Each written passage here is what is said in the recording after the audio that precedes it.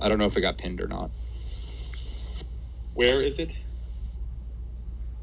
It should be in the limited meeting room. Not to the call, to the spreadsheet. Yes. Okay. Can you hear me? It is there. Actually, Mark put it in links just literally seconds ago. Oh no, yeah, sorry. It was on top. Can we have below. permission to edit the sheet? I would prefer comments as opposed to edit, but yeah. Okay. Can you hear me? I feel like 20 people with edit privilege is just too much chaos. Yeah, that's my issue. Is there's a lot of potential for stuff to get, disappeared. So comments are way better. Can you hear me? Yep. Okay. So I know. Does anyone? I don't think we have a ton of discussion about these two being the top two white cards. I know I am of the opinion that Banishing Light is slightly worse, but I don't know if that's a reasonable distinction or if we want to have that discussion at all. Slightly worse than Apathy, or just slightly worse than what you have here? Yes to both. Okay. Oh, I don't agree at all. Okay. I think you could argue it's like the same as Apathy. I would take Reverent Hoplite over Apathy. I don't agree with that, but I don't think it's crazy. I would also take Reverend Hoplite over Apathy. Reverent Hoplite is very good. Okay.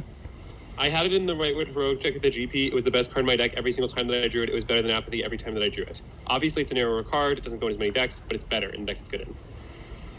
Okay. So it sounds like that card should be moved up significantly. Yeah. Yeah, I mean, I don't know about it versus Banishing Light, but I'm like, that's how highly I think of it. Well, it's just, the difference is that it's narrower. Like, I think it's important to discuss that, like, I don't think you want this card in every single white deck. It's just that when it's good, it's better. I think you want this card, and this will be the best card in every single white deck you're willing to draft. Like, You think no white decks are not heroic? I feel like I do not want to draft a white deck that is not heroic. But I do not believe it has to be heroic.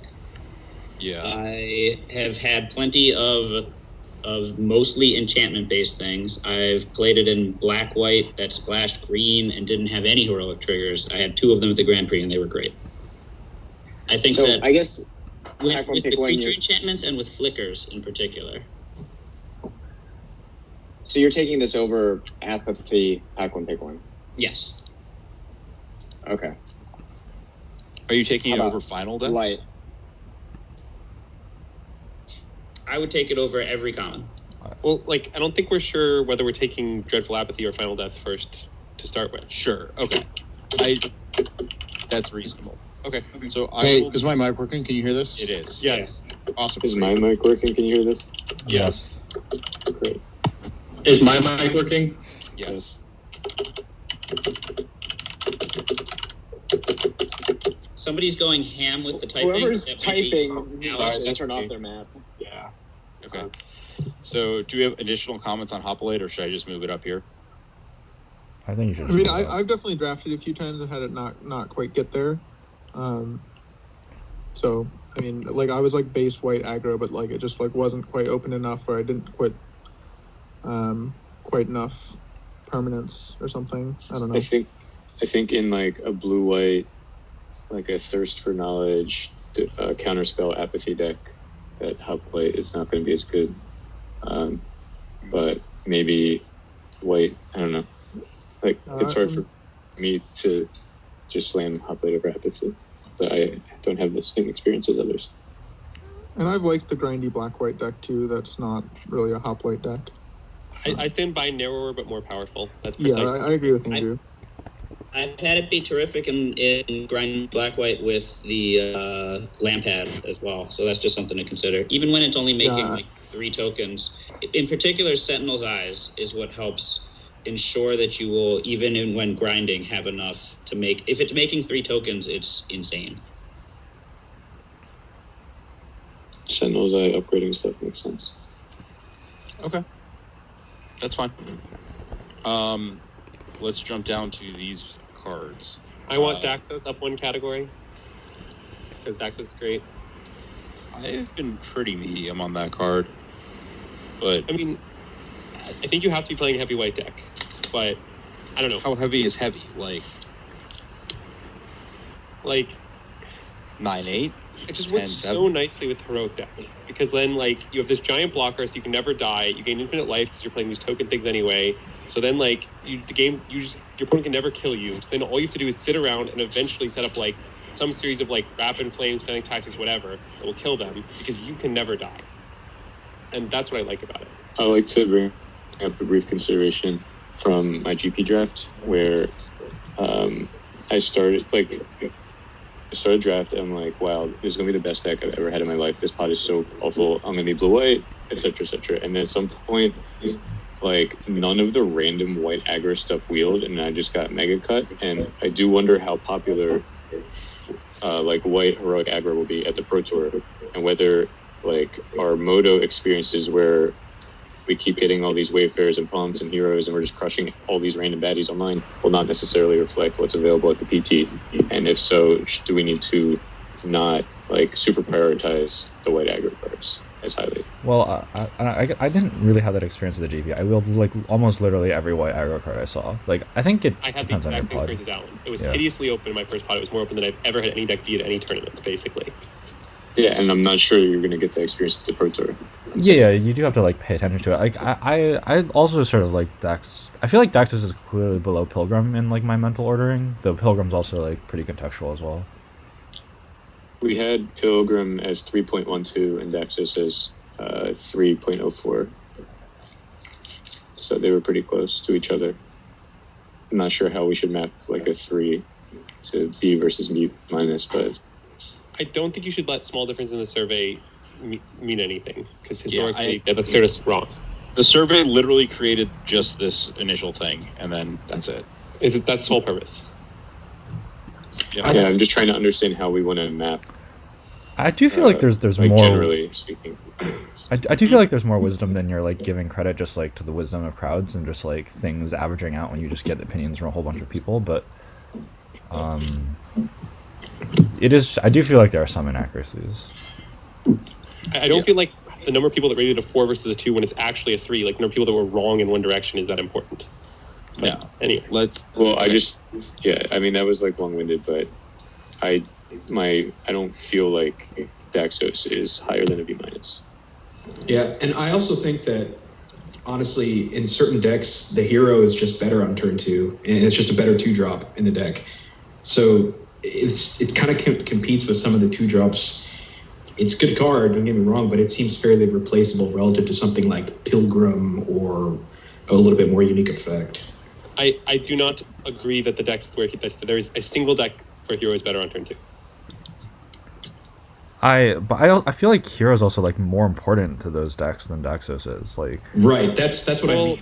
That's true, but I think it's still like I guess you need heroes, but Daxos is insane still. I don't know. I think I would rather have my like first 2 heroes over my first Daxos in like most of these decks. Right, like I mean, in the white-red deck specifically, you can just pick up the red 3-drop hero. Yeah, in the white-red deck, you have infinite heroes. Maybe that's less true in other decks. I think in any deck that's playing 2 colors, you're just going to prefer a 1 and a white card to a white card of similar power level. I just don't, but I agree. I think heroes similar power level to Daxos as well. Like I think that's more hero should be like up rather than Daxos should be down, but I don't think Daxos should be moved up. I buy that. Like I think hero is the second best white common by like. I think hero is like phenomenally better than Archon of Falling Stars. Yeah, I would love to move Archon. What about commanding presence? What do we feel about that? I think commanding presence is also in the wrong place. Don't worry. Okay, so we believe Archon should move down. I think Archon should be like C- or lower. Like Archon's like a black and white gold card. I think C is fine. Yeah, I don't really. I'm curious if anyone thought it was the other Archon when they rated it, because that seems high. No, I rated Archon and Daxos both B or 4s. I'd be happy to first pick them. Can you talk about why you would want to first pick Archon? In my experience, the size it's flying was really important for long, drawn-out games, and getting back an enchantment was more relevant than I expected it to be. Who is this, by the way? Will. Okay. Yeah, I just feel like flying is obviously kind of important in this format, but just 6 mana, it's like really just not what you want to do for 6 mana in this format, and like most decks don't really have a shortage of good things to do with like lots of mana because of the escape cards. So like I generally want my decks in this format to just be almost entirely like cheap cards, and then my top end to just be escape, and like because of that, I don't really want to prioritize cards that cost 6 very highly unless they're actively great, and Archon is not actively great. +1. I agree with Alan for the most part. I will say in the last black-white deck I had, it's such an insane card because I had Sack Outlets and Omen and the Elspeth Saga, so it was just like I've had it be totally insane, but yeah, it does cost 6 mana, and you know. I mean, as our draft camp, like as it, like compared to the first day, the last day, the games would go longer. Games were going 10, 15 turns. So when you're talking about the escape cards and running out of mana, it's running out of graveyard was a bigger issue in most of the games that I was paying attention to.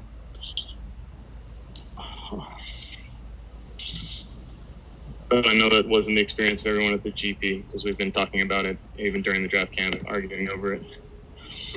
Yeah, I just feel like it's maybe in the third pack when you know you're black-white, you have a bunch of Myers Grasp, you know you're grindy black-white, it goes up. But start of these drafts, I never really basically want a 6-mana card in my white deck, the white deck that I want to draft to begin with. I default into the black-white if the aggro version's not available, so it feels kind of like pretty weak to start your drafts with.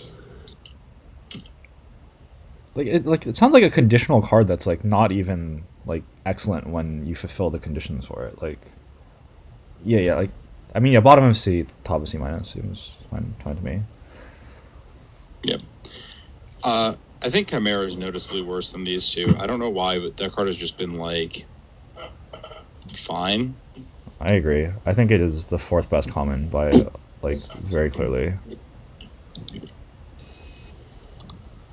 I'm willing to believe that, and I could see it just switching to C+ with Hero. Wait, can we please move Commanding Presence up?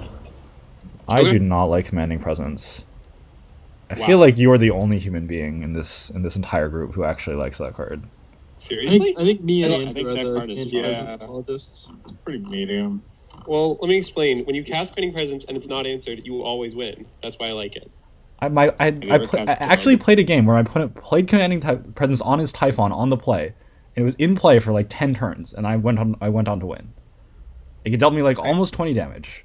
It dealt me more than 20 damage because it was gaining life. I don't know. It's just like I'm really high on Commanding Presence, but I'm also really high on the 2-mana 1/2, and so having the draws where you can play it on turn 3 on your flyer, it goes way up in those situations. Oh, on that topic, I think that the white deck is somewhat overloaded on good 2-drops, which makes all the 2-drops worse.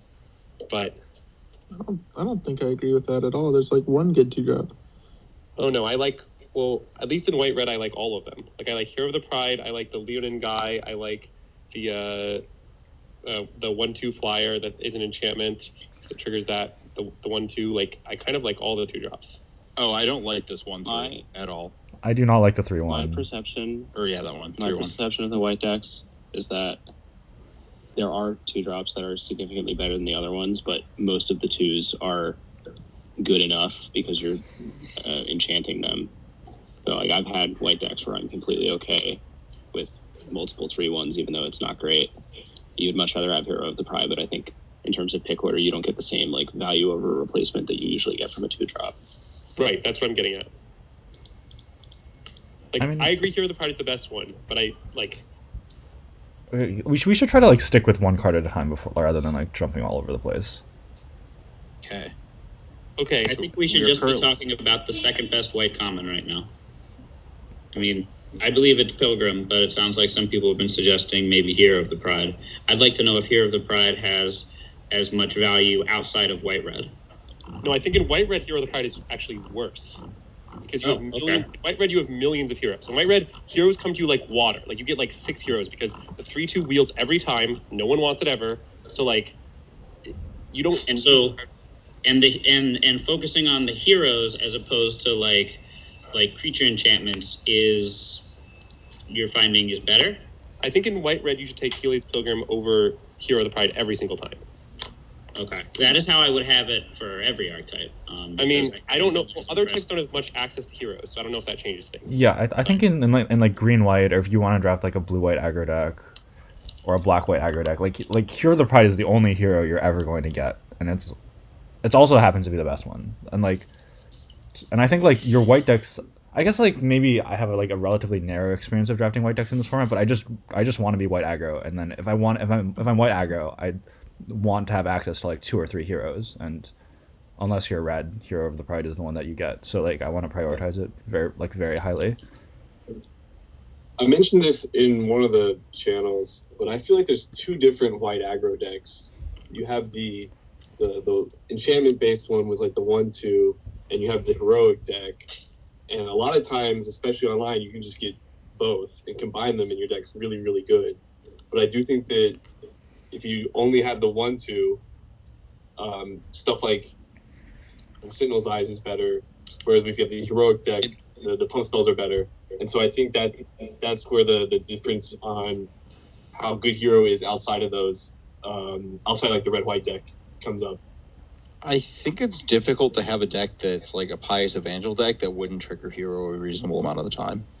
I also think that the hero heroic decks literally want to play white for a 1/2 because they random body. Like I think like you're not cutting that card. Yeah, I guess to clarify, like I view like the white deck I want to draft in this format is sort of like a combo deck where I'm like making a bunch of tokens, and then I'm sort of setting up a turn where I'm just like targeting my hero multiple times through various means, and then trying to removing blockers either by like having my Wayfarer like outsize some sort of key attackers, or playing pacifisms or stuff like that, and just like setting up like one really big attack that essentially wins me the game. And like you can't do that unless you have a hero.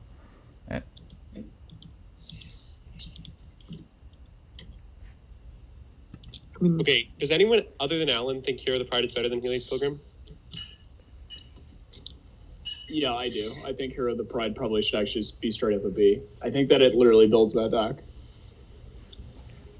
Like, what percentage of the white decks are not red? The white hero decks? 33%.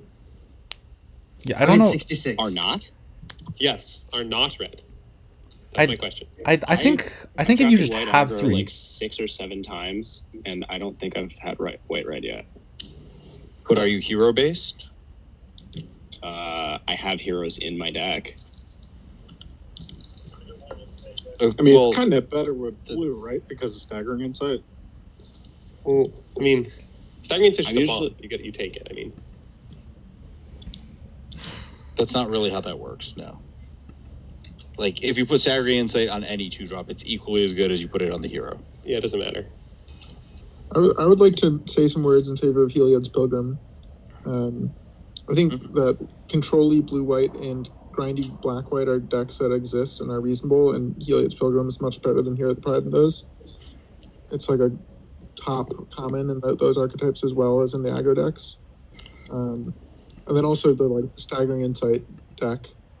Just Heliod's Pilgrim finding Staggering Insight is really important. And then there's also like random rare auras too. So I guess black white has had a like really offensively like below average win rate in our drafts over like an 18 draft sample. So it sounds like that's, I don't know, that doesn't really seem like that much of an upside to me. And like I guess I also the other thing with Pilgrim is sort of like it depends a lot on like what auras you have to get, right? Like if you don't have an apathy, like Pilgrim is like almost is like very likely to not be good. Well, in white red you also have Erosis Blessing. In white black you can find Myers Grass. In white blue you can find Staggering Insight or like Ichthyomorphous if you're like a Flyers deck or a control deck. I guess that's true. I mean, and Mogis's favor, like even getting Mogis's blessing or favor, whatever it is, like turns it into this thing that will trade with a lot of things, like and remove other stuff. Like I think that it's just all around great, and particularly if you're getting Sentinel's Eyes or Mogis's favor, to say nothing of the removal. Yeah, I guess like that's it's fair. only really not that impressive. I've found in white green mainly because the size of the body is so small. Yeah, and I guess even in green, like you can get the Warbriar Blessing Warbriar's thing. Blessing, yeah. Yeah, which is great. I guess I just feel like it's like less essential. Like it's like kind of nice, but it's like and it's possible I'm sort of just biasing towards like the white aggro deck way too much, but like I feel like I just always want 2 to 3 heroes, and that's just non-negotiable. So I want to pick them like very highly.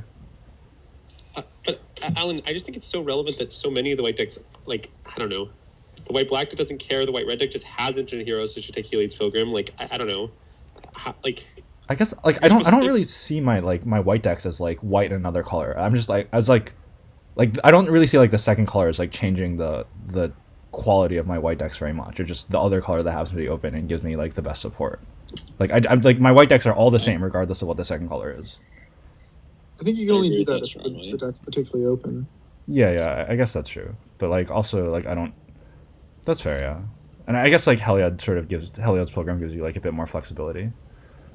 Alan, did you say like how much of a focus you are putting on like going wide in these decks? Are you just relying on playing creatures normally, or are you like picking Omen higher? Or? Yeah, I think you want to prioritize Omen like at like a C+ or a higher level if you're in this aggro type deck. Like both because it's. How about if you kind of like list off like kind of where you'd have the white commons falling like in that specific deck? Yeah, I mean it's Apathy, Hero. It's Hoplite over everything. Yeah, it is Hoplite over everything, but Hoplite's an uncommon. Yeah, I guess I mean Pilgrim's still third, and then it'd be Wayfarer, Omen. And then I guess Indomitable Will. Wait, Alan, I like Omen more than Wayfarer in this deck. Did you intentionally skip Chimera, or? No, I think Chimera is not important at all in this deck. +1. Is it possible that Chimera is just like not important in general? Yeah, move it to C+. Well, yeah, like I think that it sounds like I mean, we'll get there, whatever. Do we have okay, so I think these three are kind of a debatable cluster. Sure. I think we should move on to Commanding Presence. Wait, I wasn't here at the beginning. Can people just tell me why they think Hoplite's better than Apathy? It's in the comment on the card right now. If you were going wide, you should take Hoplite. Yeah, I just feel like the upside in like the white aggro deck is just like the best possible card in the white aggro deck. It's narrower, but it's more powerful. That's what we said. Let's take it over Banishing Light. Well, I don't want to take it over Apathy, but like if you want to draft if you want to highly prioritize white aggro decks, you should take it over everything. My main argument is that Apathy and Banishing Light are very similar cards, and that Hoplite splitting the middle is oddly specific. I don't really understand it. Yeah, I guess in a pack one pick one situation, it's kind of tough for me to justify picking it over Removal Spell. I sort of told myself I'd pick it over Final Payment, which means I'd pick it over Apathy. I don't think it's relevant to discuss the difference between Banishing Light and Hoplite. They're not going to be in the same pack. I do not believe they're in the same print run. Okay. Next. Let's go back to Commanding Presence. Yes. Where can I view this spreadsheet? Because I can't really see it. The link is in the link channel, and it's in the Discord. I mean, honestly, I'm okay with Commanding Presence just being at the top of C+. Speaking as someone who loves Commanding Presence, like I don't really care whether it's the bottom of B- or the top C+. Those are the same. That's where it is. Cool. I think we agree. Should all seed the 1/1 lifelink be here, or should it be higher? I think that's fine. Fine place for it. Yeah, that's fine. It is. Like I do like it a fair amount, but it's already ahead of plenty of cards that I like also. Yeah, that's fine. Wait, Can we have Revoke lower? Yeah, I was about to say the exact same thing. I believe Revoke is less you always important. want one. It's easy to get one. It's not that important. Yeah, I basically feel the same way as Andrew, where I think these cards are totally fine. I'm going to probably main deck the first one in most of my drafts, but it's not something that I feel like I have to go pick up at a C+ level. Yep. I would like to argue that Pious Wayfarer belongs in the C+ tier. Well, okay, Omen of the Sun also, please. Yeah, it's not hard. Wayfarer's been really important. Like, Omen, I'm I'm kind of surprised by. I'm Omen taking enables almost over like every card in C+ except Commanding Presence, to be clear about where I'm taking it. I'm taking it over Chimera, over Sentinel's Eyes, over Karametra's Blessing. Like, I'm taking it just below Commanding Presence. I believe Karametra's Blessing's down in tier because it's just not an enchantment on the combat trick thing, so it's not like a dual synergy. It's just like fine. It's kind of difficult to line up the like protection situations in my experience. It's just like a lot of. The issue is that it's a lot of cardboard that you have to have lined up in order for it to happen correctly. I guess I've like only really been in the Auras version of the deck is what I'm realizing, because I have really liked Karametra's Blessing, and I have thought Omen of the Sun was like a D. Oh wow, I was like aggressively prioritizing it. Are we talking Omen with Wayfarer? Because like Omen with Wayfarer is just good. Yeah, I've only been in the Auras version, but I think Omen is pretty nice in it. So yeah, interesting. Like, for example, I would say that my ordering would be, like, besides those uncommons, Apathy, Pilgrim, then potentially Hero of the Pride. But I think, like Pious, then Sentinel's Eyes, then Chimera, then Omen, then Will would be how I had those commons. And the issue is where I fit Hero of the Pride in. I have Blessing beneath Indomitable Will. Mainly because I prefer having the aura, I prefer having the power and toughness stick around, and also for, devotion purposes for Hoplite and like being able to sacrifice it to Final Flare or some of the two-color synergies with Indomitable Will. So basically in the Auras deck, you like Wayfinder and Sentinel's Eyes more than Omen, but in the Heroes deck, I'm taking Omen over those two cards, is basically what you're saying. I think potentially, yeah. I haven't had that Heroes deck, but that would absolutely make sense to me. Because I've had the Heroes deck, and that's where I'm taking it. I'm taking it just below Alcide of Light's Bounty and Commanding Presence in the Heroes deck. Also, to be clear, in the Heroes deck, Phalanx Tactics placement right now is absurd. I also really like Phalanx Tactics. I also like in the Aura deck, I've also really liked Flicker of Fate as far as like over Karametra's Blessing also. Like, well, just talk about Phalanx Tactics for 1 second. In the Heroes deck, I think you should take Phalanx Tactics like above Karametra's Blessing, above Chimera, like in the Omen, like above Sentinel's Eyes, above P.S. Wayfarer, like that's where you should take it in the Heroes deck. Now I understand that it's a narrower card. Like, so I'm not sure what should be objectively, but there's no way it should be C-. I've had that card be good for me even with like not a lot of creatures in play. I've always had that card on my opponent's side, and it's frequently kind of horrible as far as like it being so easy to disrupt. Well, I mean, it's also just like it's like a hard card to play around because it's unusual for a trick in that it pumps multiple things. Like can we at least put it to the top of C at the very least? Like, I've never had Phalanx Tactics be good. I've had it. It's just like, I don't know. It seems extremely awkward to me. Of course, I haven't drafted the Heroes deck, but it just, I mean, I don't know. I think C- is about where I would put it. Like, I understand that you've had, like, a couple of us have had good experiences, but looking at the group as a whole and remembering back to Discord messages and the survey ratings, it's not that up there, you know. Well, it sounds like a lot of the group has not drafted the Heroes deck, and therefore their opinion is not correctly calibrated to when it's supposed to be good. I mean, I can certainly keep in mind that if I'm drafting the Heroes deck, that might be the pick order, it goes way up. But I don't think it's like. I don't think it's placed correctly for a card that's sometimes good right now. It's placed right now as though it's always bad. Yeah, we're discussing a deck called a Heroes deck, and it's like I've drafted I don't know how many times now, and I've had white decks, and I have had decks with a lot of heroes. Like I had a white-red deck with 3 of the uncommon 2/2 that makes a 1/1, and I had Phalanx Tactics, and it was the best card in my deck because I had like 10 2-drops and 3 of that guy that makes a 1/1 and is also a hero. And every time I cast Phalanx Tactics, I won immediately. But normally I just don't take it highly. So yes, it's probably absurd if you have tons of cheap creatures and a bunch of things that make tokens and heroes.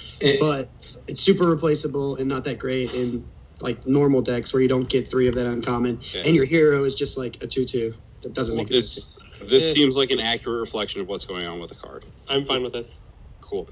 That's good. I'm fine with Chimera behind all of these because it's just kind of superfluous. I am fine moving Revoke Existence underneath all of these cards, honestly.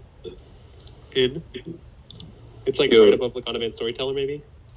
It almost sounded like people might have Indomitable Will higher. Is that true? Sorry, I have some questions about Chimera, if you don't mind. Yep. I've drafted no aggro white decks at all. I only played in an Aura's sealed deck, so no white experience. But is flying not a fundamental part of white aggressive strategies in this format?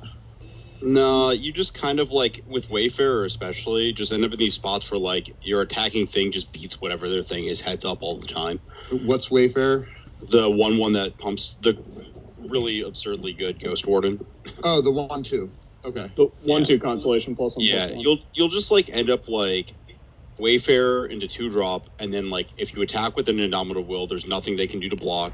If you like literally just play a test tactics, there's nothing they can do on the next turn to block. It gets really outrageous. Okay, so the games never play out such that like your initial aggro assault is, somehow blunted by a turtle or whatever, and then you need to play chimeras and the shitter 2/3 Vigilance Guide to just fly over for a slow game. I don't think that's what the white aggro decks actually look like, and I think characterizing them as an aggro deck is what is like the confusing part here. I think that they're much more like board developing combo decks, where you're just setting up, going wide, waiting for the turn where you just play 3 things targeting your hero, and then you're trading off a bunch of like shitty tokens and medium creatures for all of their good stuff and dealing them 15 points of damage. Or with the hero, like with the Pious deck, you're kind of like going sort of tallish. I don't know quite how to describe it, but like that one's Chimera's a nice. I have just never seen that happen. What Corey just described. You should watch some of Kyle Rose stream. I watch him stream every night, and that's what he mostly does. Rob, I did this with 2 different. I did this at the Grand Prix with like 2 different decks in top 8 and the first draft, and like it was great. Like there was a game where my opponent stabilized at 18. I didn't deal him a single point of damage. I killed him from 18 in a single turn. I also did that. Corey does this on stream all the time. Ham. Oh, I watched the stream all week and I didn't see that at all. He 20'd somebody in one turn last night with like 3 creatures or something. I wasn't watching last night. I'm just saying. It's insane that. Okay. Always been so the question I wanted to answer, and the reason I brought this up is because, I haven't watched a whole lot of his stream, but I've seen him play a couple white aggro decks, and he seems to have chimeras in his deck from time to time. And I guess from not watching enough of the games, it gave me the impression that chimera was like a good piece that you want in your deck more often than not. But from this conversation, it kind of sounds like if it's available, you'll take it. It's a fine card, but seeing them early is not an indicator that you want to be playing one of these white proactive decks. Right? I think that they are good cards, but not the key components to making a good deck. Exactly what Ari said. But just like if your deck has like the good white plan and then has 2 chimeras, that's great. But if your deck does not have the good white plan and has 2 chimeras, that doesn't solve the problem. Okay, so in a draft where if you see chimeras but not synergy pieces, that should be a detractor for wanting to draft a deck like this. Yes. Okay. Yes. All right, good. Yes. The big asterisk for all of the white decks is you have to understand, like, there are the controlling white decks, which we haven't talked about, but I've drafted them. And then there's the hero deck, and then there's the auras deck. And the huge asterisk that goes with these rankings is that you have to just understand what all of those decks want. And we're not going to get like a real coherent ranking other than pack one, pick one, because the cards vary pretty drastically in terms of their importance depending on the deck that you're in. I will say. So you're saying that if we have like a blue-white deck, for example, that might not be a heroic type deck, Chimera might be a little bit more important, which is why it's not floating around in C or C minus? I can't imagine what the problem is that all the cards that would enable you to cast a Chimera at a good rate are cards that would lend themselves to creating a hero deck or a Wayfarer deck. It's really hard to imagine the scenario with Chimera where you would like have an effective and efficient Chimera reliably, where your deck is not just an aggro deck. Yeah, I think a blue-white control deck would not really want this. You could just have one Dreadful Apathy on an opposing creature and cast a 4-mana 3/3 flying. That's a pretty efficient card. It's like fine. I don't usually want to throw my apathy on turn 3 though. So Yeah, it's kind of awkward. Also, like I feel like So like even in blue, so with blue white specifically, you're saying that Chimera is like, it generally might not be a good improvement on the other things that you can be doing in that deck. If you were talking about blue-based control with white cards, like a Dream Trawler deck, then yes, Daybreak Chimera is not necessarily what you want to be doing because it's not actually the card that's going to kill your opponent effectively. And I mean, this is maybe jumping ahead to the archetypes, but there's like the blue-white lifelink curiosity card. This card is not like a desire card in that type of deck either. That is probably the best deck for that card, assuming that you're also like have supplemental pious and shitters. I have had the experience that the blue-white aura, and we'll get to that, is just like, if you just kind of put it, like, if your deck is effectively designed and you just put it on anything, your opponent's going to die. Like, the card's just insane. Yeah, it's like, you're like, oh, I put it on a flyer, I draw a card every time my Armadillo Cloak hits them, and then you're like, oh, wait, no one ever beat an Armadillo Cloak attacking them in limited. Ever. We need to move on. Yes. We see faster. Okay, yeah, I got a lot of info about Chimera. Thank you. The last thing I'll say about Chimera is that it's just like a relatively static card. Like all of the versions of white have so many required slots that Chimera, even though it is a very good rate card, has to move down a little bit. Yeah. I think that's like not just true of white, but it's true of just every card in this format. Like where you sort of like want your deck to be doing a thing, and cards that are just good on rate are often not that important. This kind of sounds like we might want to just skip to archetypes after the white cards, because it sounds like there's a lot of confusion on that's leading to a lot of issues right now. I think it's mostly white issues. I think we'll be fine. Okay. I agree. It's mostly white thing. Yeah. Okay. Storyteller, I have not been a huge fan of, but I found it strongly correlated to Staggering Insight. I've splashed this card. This Really? card, I like Storyteller. I've enjoyed quite a bit. Card. It seems not that great, but it's quite good. I don't know. I think it's secretly not a white aggro card. Like, it's good in the defensive white decks with like multiple Heliod's Pilgrims and like the rare sagas, and you'll also splash it in like your Vanishing Light green black decks where you're just trying to like tutor from the graveyard every turn. But like I've drafted white aggro decks where this card is worse than Glory Bearers. Like I legitimately just cut it for Glory Bearers in deck building. Like yeah, that's completely true. Yeah, it's not good in white aggro. I've had it be very good in like a white blue, like getting back a 3/4 flyer or something like that. I don't know.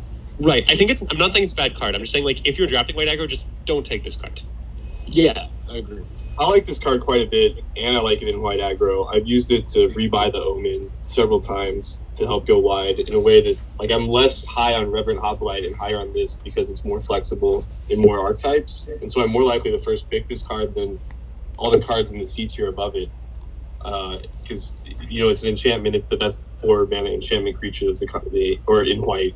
It's not an enchantment creature. Not. No. But it gets an enchantment. That's what I'm thinking. If it were an enchantment creature, I'd like it way more. Don't worry.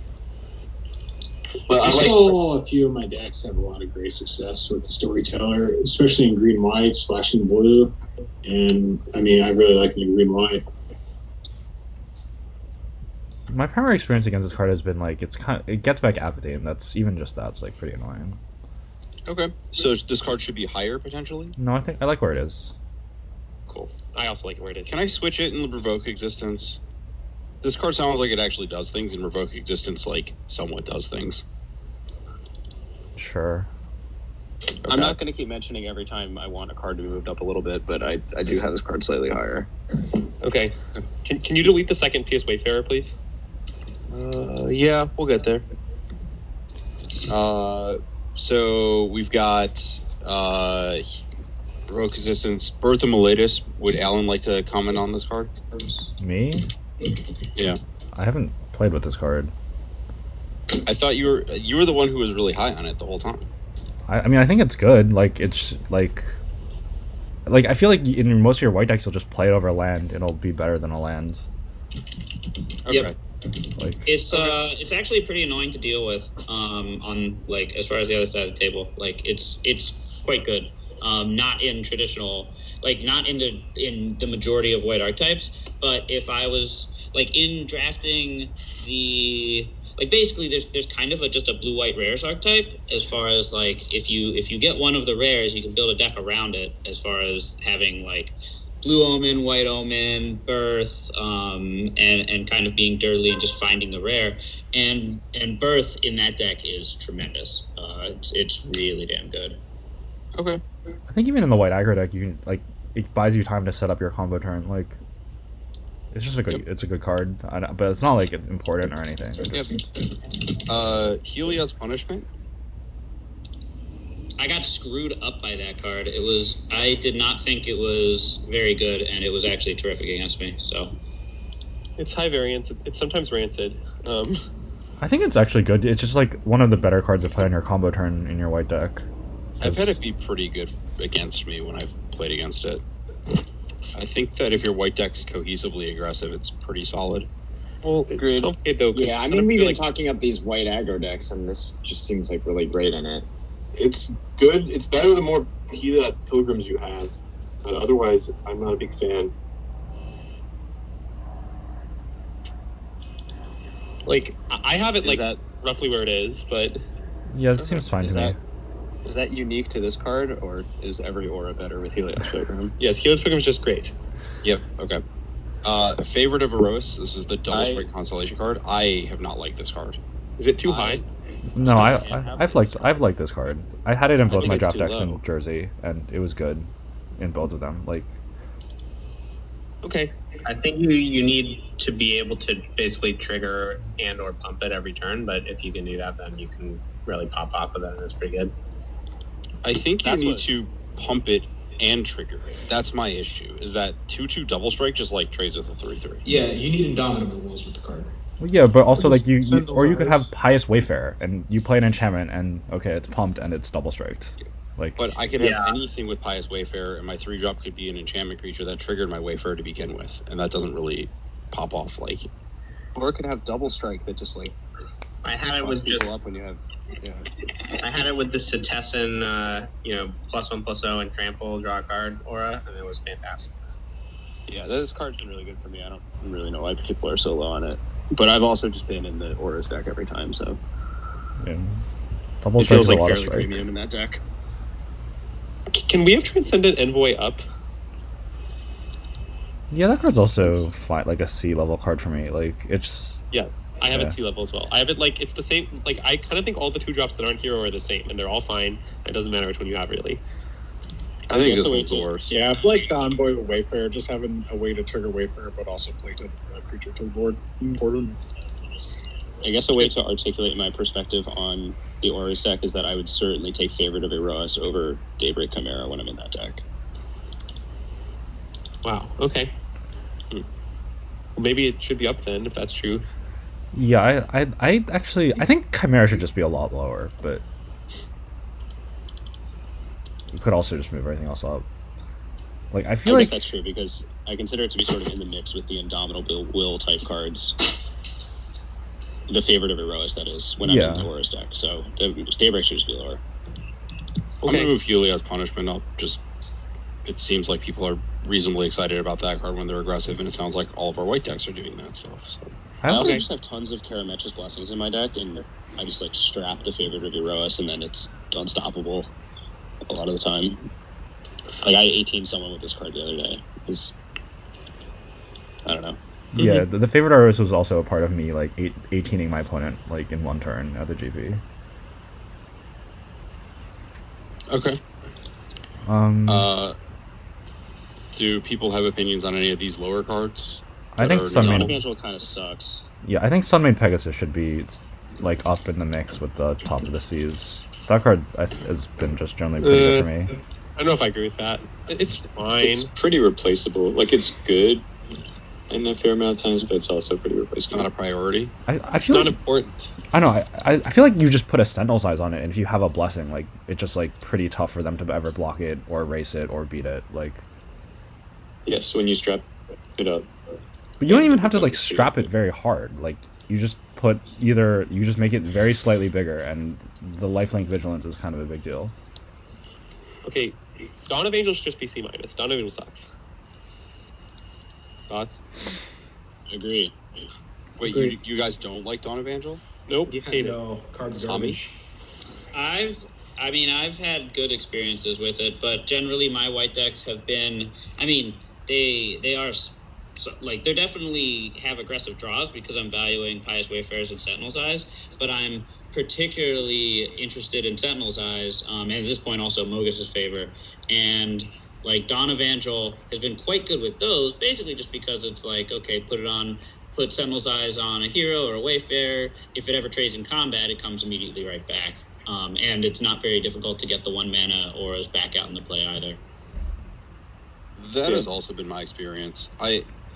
I'm willing to believe this card is in the C- category, but it was fairly impressive when I had it in a white-green auras deck with Sentinel's Eyes and just kind of like loops. So most of my drafting of white has been basically like when the white deck, if the perfect white deck doesn't really come together, then I kind of turn into like a grindy attrition aggro white deck. Frequently it's like white-black splash. And Dawn Evangel has been, I mean, maybe a card underrated by others that's let me, like, I usually have 2 or 3 combined Sentinel's Eyes and Mogus's Favors. And so with those, it's pretty good. This just sounds like a pretty specific deck that, like, I don't know. Like, that the deck is like, I have Sentinel's Eyes, though. Yeah, and because of Helios Pilgrims, I always have Sentinel's Eyes around. I always have it around on something. I don't know if that's what I want to find with my Helios Pilgrim most of the time. I mean, I understand that you can find it. I just feel like the fail state of the card is so bad. Like, it's just 2/3 do nothing. If you're not, it is so bad when you're not really doing it. It's a 2/3 enchantment creature that triggers your Pious Wayfinder. But you don't always even have, like, God, I don't know. I think that C- is a fine place to place this card. C- or low C. Please put in. Yeah, that's fine. I'm not like hype on it. I'm just saying, like, that's also fine. I understand that we hate Arcana of Falling Stars. Do we actually hate it as much as it's currently ranked? I'm not saying I love the card or anything, but I hate it even more than it's currently ranked. I would gladly take Dawn Evangel over Archon personally. Just take the Archon when you have Fioras, whatever the fuck. Sounds like we hate it an appropriate amount. That's always checking.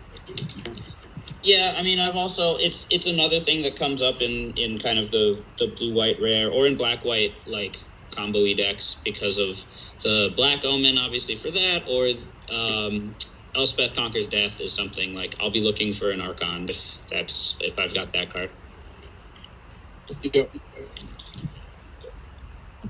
Yeah, I'll just say one thing about the white decks. Like, everyone's getting kind of pigeoned into how there's like 1 or 2 decks, a hero or go wide, but most of my white decks have been because I have some rares or uncommons or like insight, and I just have thirst, or I'm mostly black, and I have Heliod's Pilgrims to get apathy, and then Archon is fine card that I'll play in my deck and like to play in either black, white, or blue, white sometimes. But my thoughts of white are just going to be a lot different because I haven't drafted Wayfarer decks that much at all.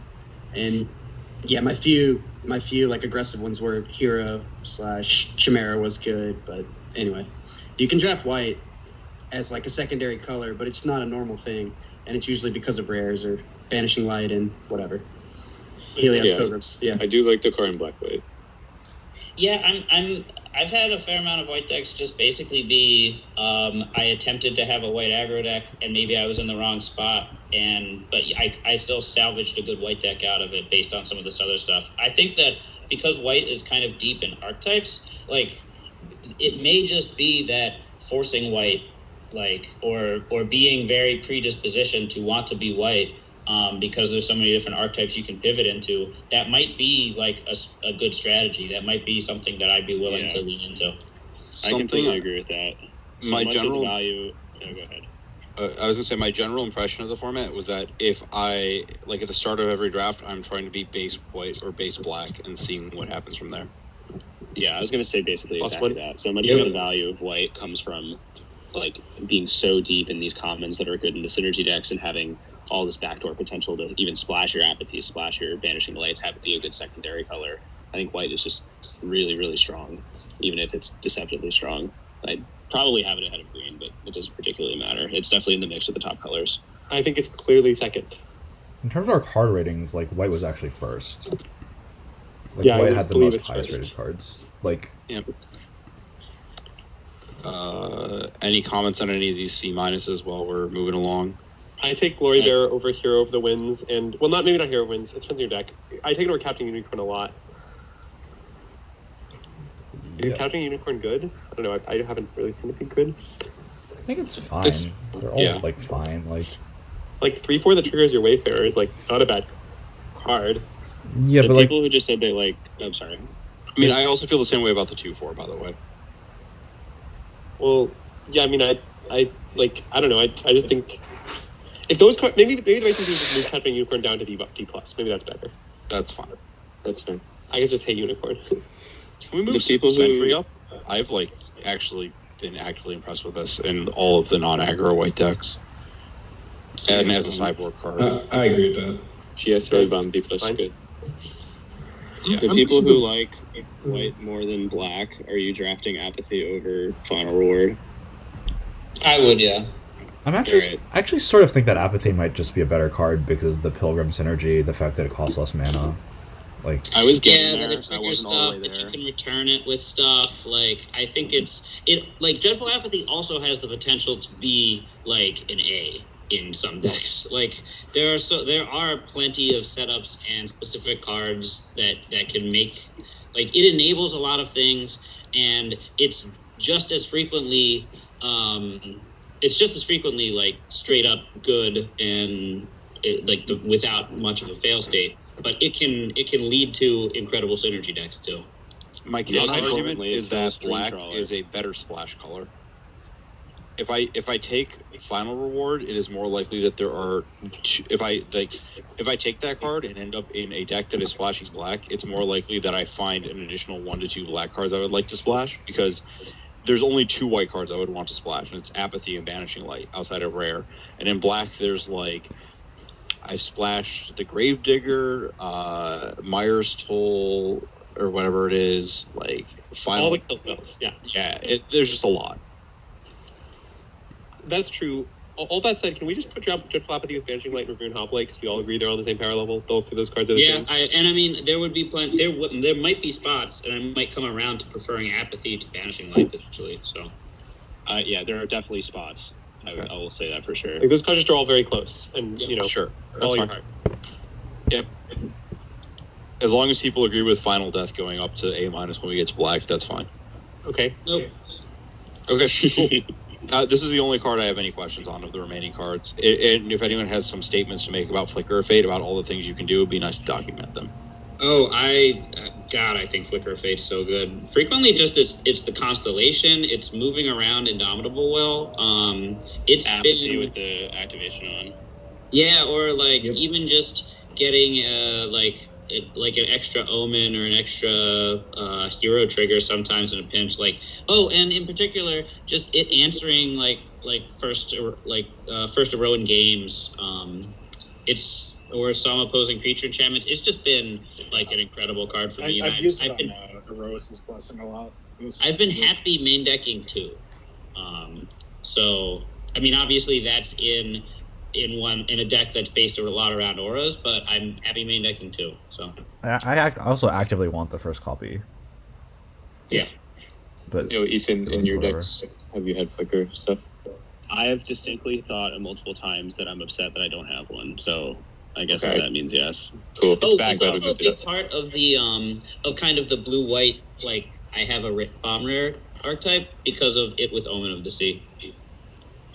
Like frequently you're just trying to draft as many Omen of the Seas and like Flickers in particular because it'll like cycle and help you find stuff. So okay. It's it also scales really nicely with any of the rare sagas. Like, yeah. If you have one of those, then they increase in value a lot. Timuric calls it better for strong games. I was going to say also with blue white control, which is also leaving up mana for thirst and for counters. Just like having the ability to just leave up a million different options and then just choose the best one is nice. And then Hero of the Winds is just kind of like the replacement level hero if you need a hero. Yeah, you need a hero really badly to want that one, I think. But Yeah. And the red white deck like that is card. not a playable card. Hero of the Winds could be a D+. One place that I do actually like the heroes with Mogus's favor, because otherwise the power being so fucking low is annoying if you're trying to kill someone. That is nice. Okay. We are going to move to blue and try to do that color faster. Blue is Shimmerwing Chimera is A-. Anyone have disagreements with this card? It's been absolutely unbeatable for me every time I want to cast it. Yeah, I think they have to kill it or you win. So If it lives, you win. I think it is the best blue card by far, so yeah. Okay. I think Alaros is better than this. Yeah, I was going to push it to about here. Sure, that's fine. Okay, cool. This was just me making stuff based off of numeric breaks, so... Anyone have a disagreement with Thirst being a B? I think Thirst is better than Helios Pilgrim in general. Yeah. Oh, I don't think Thirst is pretty. Yeah, I don't think that. Though. Helios Pilgrim's better. I love Thirst. Omen better than Thirst. Can we compare it to a non-white card maybe? Yeah, I think it's going to be really hard to compare to white because a lot of us are just super on white.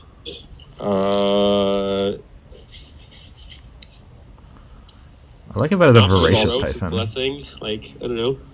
A lot of us are super off red. It's fine where it is. We'll get there later when we do the overall. Put Omen the Sea up with Minimized Prophecy because they're, like, pretty similar. I like Threnody Singer. They're super not similar, but okay. Like, then I think all of these cards can be Bs then. I don't really like the Singer. You don't? I think the Singer's very high variance. I like the Singer a lot. There are decks that don't want it. I don't think there are any decks that don't want it. I think there are definitely no decks that don't want it, but Blue-black control's not great. It's just a 1/3 flyer. Like 1/3 flyer is like a decent blocker and has a ton of upside. Like, this card is nice. I love the Singer. I would move it And multiple times at the GP in multiple drafts and formats, I was like, do I fucking swing? And if they have the Singer, I just lose on the spot. Yeah, your description of it not being good at blue-black implies that, like... have a choice. No, like there were definitely like spots where like I knew my opponent had like 2 Singers in there, and I was like, well, I have my attacks against Singer are just awful. I really have no good options, but I also just like can't keep playing because they have inevitability. Like, well, I think Singer is good. Like, there's a lot of excellence. I guess. Do you like Singer in white decks that splash blue? Like, I don't know. It's pretty bad. It's like a combat Really trick good with with the Nora. It's so good. It's better the more creatures you have, but it's very good in every blue deck. Okay. Yeah. I mean, I definitely have it over Khalif and like all those C pluses. I'd probably have it below the Omen, but I think this card plays out better than Fairy Duelist due to the number of X1s and the 3rd toughness. Do we have Midomai's Prophecy in this mix, or do we believe it is worse than these cards?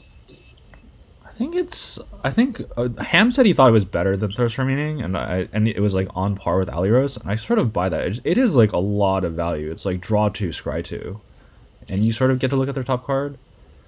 Like I like Prophecy better than both Thirst and Omen. I have Thirst and Omen about the same, and Prophecy a step above them. I will say that the look at their top card has been surprisingly more relevant than I thought it'd be. Okay. I've used Sweet Oblivion and mill like a Dream Trawler with the way top card. So. With my high experiences on the 1 black discard, I will agree that information on like what kind of counters and counterplay the opponent has been pretty good in this format, in my opinion. Okay. I've cast Minimized Prophecy like 100 times, and it's very good, but there are lots of spots where it's quite awkward. Like if you don't have it on turn 2, because if you're scrying and you don't have good spells or something, maybe you only have 1, and then your top 2 cards is like a spell and a land. You have to like wait a turn, and things can get awkward. But anyway, it's very good, and it's absurd on turn 2. But wait a minute, are we taking all 5 of these cards over Helios Pilgrim? Because no, I was literally just about to say I think these Bs are B-, and I think the B+ is a B. I am, but I understand why other people wouldn't because they love white. But I think Omen I have is changed this rating in order to have a better curve of cards. Sure, but like, so are you saying? So are we taking? I'm taking literally none of those cards over Helios Pilgrim. That's why I'm asking. I would take this card. I would definitely take Aliros. I would definitely take Aliros, Prophecy, Thirst, and Singer over it. Omen, I'm not sure about, but I'm taking Singer over Pilgrim. Pack 1, pick 1. Okay, but my perspective. as someone who's really high on white, I would take Illyros over Pilgrim, and Prophecy and Pilgrim are quite similar to me. Like, I just think that the cards that aren't Illyros are just Bs, and like we can rank them whatever way we want in Bs. Like maybe Prophecy's the best, but I don't think it's B+. Okay. All right. So I've never played with or against Prophecy. People are confident that's better than Thirst, or not confident. I am not 100% confident on it, but it's at least comparable. I have disenchanted it a couple times, which has been like, you could not disenchant a Thirst. I had the blue-red deck that was actually just Busto, where Thirst was a million times better. But yeah, that's the distinction, I think. If you have like a lot of the counterspell or the stuff that triggers on their turn, and a high density of enchantments, but then Prophecy obviously gets better if you have Constellation and ways to rebuy it, or whatever you can do with enchantments. But they're pretty close. Like, it doesn't matter a ton in early. I would like to make the point that I think Omen is slightly worse than these, but only in the context of like very slightly. And there are spots where I could see taking it over all of these. Sure. Okay. I am a little confused why Omen is so close, because like the other ones typically put you up a card, and Omen does not. The net of Scry so many cards for 2 mana. Yeah, the net of Scry 4 is effectively very similar to a card because it skips a land draw in spots where like you don't need another. That's fair. Preordain is good, and this one has Flash, and gets to scry 2 more. Yeah, I can't believe I underrated Preordain. And triggers Constellation, which is another. I think Starlit Mantle is better than all of the Cs. We'll get there in a second. I want to talk about the C pluses real fast. I think Deny the Divine is the best of these, but I don't want to move it up a tier. I just want to move all the other cards down. I agree. We'll get there. Yeah, Calaf not that good. Wait, is Witness of Tomorrow's the 3/4? Yes, I think Witness is like unbelievably high, but yeah, me too. This is closer. I don't really like playing that card. I actually kind of want to move the Turtle up. I was going to argue for Turtle and Lionfish and potentially Brine Giant moving up. Brine Giant? Wow. Brine Giant is interesting because the card is often good for me, but I also feel like I don't prioritize it highly. Yeah, 5/6 is big. Yeah, I just never put that card in my deck. I don't know. I would advise you start doing that. Because 5/6 is what big. decks? 5 power is so important in this format. There's a lot of 4 toughness and like. I put it in a Pious Wayfarer deck, and I put it in a like multicolor green-blue deck, and it was equally great in both decks. Okay. It's totally fine in blue-black too. Yeah. Turtle's nice. Yeah, Turtle's been hard to play against. Yeah. It's been good with Niad for me. Good with yeah. I mean, Lionfish. I like one with the stars quite a bit more than this. But... this card, I hate that card. I just think it's so much better than the 01 thing because it's all about these escape creatures, and it's like a clean answer to an escape creature. No, I've had the reverse take the interaction. text off. Yeah, my opponents have just like had like this card, and they've been like, "Well, I've got to cast it on your creature," and then they just die to the enchantment that it becomes all the time. Yep. You're like, okay. No, I mean it's mostly for escape creatures. Like you want to put this on Freaka Spawn or any the 4/4 or things like that. Like it's just a clean answer to those. Whereas the 01 thing, they just can block, and then I've had their that state creature experience. back. Yeah, I really do not like this card. I like one with the stars. You like? You said you do. I also like one with the stars. I mean, it's a 4-mana kind of clunky removal spell. Like, I'm not saying it's like amazing, but like killing escape creatures is awesome. Blue-black especially needs to deal with escape creatures. Like, I don't know. I like one with stars. It's been very good for me. There's no way I'm taking Brian Jones. Yeah, I'm not saying it's great by any stretch. I'm just saying it's clearly better than the 3-mana 01 maker to me. My experience has mostly been that both of those cards are pretty mediocre, but the one with the stars has the more like irreplaceable effect for blue, whereas like they were bringing up the ability to just turn the guy into an 0-1. I still just can't attack on the ground. I have to win with flyers if I'm doing that. Whereas One with the Stars does actually help that problem against the escape creatures. It's been my experience at least.